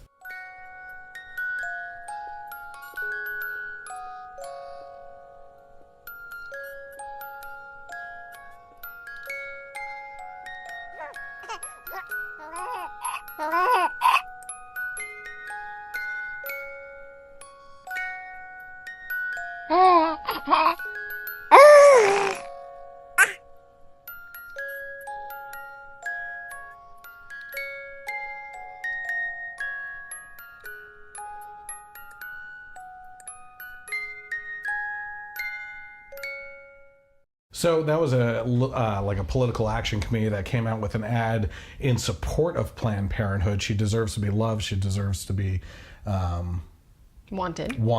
Which is true. And she deserves to be a choice. Not so true. Yeah, that point, it's we've gone so far beyond like the logical conversation of things. It's unbelievable. It's kind of like if this was a ultrasound, it would have been sick, just as sick to us. It would have been just as true. Right, but in this case, it's like this baby's born and out in the world, and they're still basically saying it's a choice. Like, that's the big difference here. What I always find fascinating too is this whole what you didn't see in the Cenk interview there is he's sitting with a woman who just goes off the rails against Republicans and stuff. It was disgusting. But she talks about the zygote, you know, and all the terms that the left and pro-abortion people use. It's just a clump of cells. I am sitting here. I am a clump of cells. True. Still, I am still a clump of cells. So are you saying, like, should we just legalize murder in all cases then? Because I am still just a clump of cells. At what point does that clump of cells become a person? When they're chosen? Right. And the other thing that she said in that video is, it's okay to save the life of a baby, but you're also saying that it's a living being when it's sperm entering a woman. No, we're not saying that at all. No one's saying that. Talk about straw man arguments. That's all she did throughout her whole thing there. So I promised I'd keep it going and everything. You keep talking about the science deniers. Right. I mean, it's like crazy. If you're going to look at an ultrasound, deny that's a baby, I mean, I think you're the science denier. Yeah, no kidding. Okay. And this is, I shared this on Facebook. If you go to the Generation Y Conservative page, you can find it. If you search for live action on YouTube, Leela Rose is the founder, I believe, and person who runs that and everything. The Live Action put together a fantastic video. This video is going to start off with showing people in Planned Parenthood leadership positions talking about how valuable Planned Parenthood is to society because of all the different services that they offer to women, including prenatal care. I just saw somebody claim that today was abortion's only 3% of what they do. Yeah, that's a fudging of the number because they itemize everything in those visits, and the abortion turns out to be because they do all these other things while they're there. That's all for the abortion, but the abortion itself is only 3% of the visit. Well, that's so interesting. they fudge those numbers completely. Live Action has another great video in regards to that. Sure. But what I think that you should take with you and have prepared for any type of argument in regards to this type of thing, always know where your tools are at. Mm-hmm. You know, not to go too far off topic, but when people talk about the housing collapse, market collapse under Bush and that it was his fault, I immediately say, September 1999, New York Times, Fannie Mae and Freddie Mac. Google it right now and tell me that it wasn't the Clinton administration's fault. Have these things available and ready at your disposal when these lies are told to you, especially in front of other people that are impressionable. When someone says that prenatal care is something that is offered by Planned Parenthood, this is what I want you to show. Prenatal care. These are the kinds of services that folks depend on Planned Parenthood for. And a president who will fight for prenatal care. Prenatal care. And that is what we want to focus on. That is what is so vital.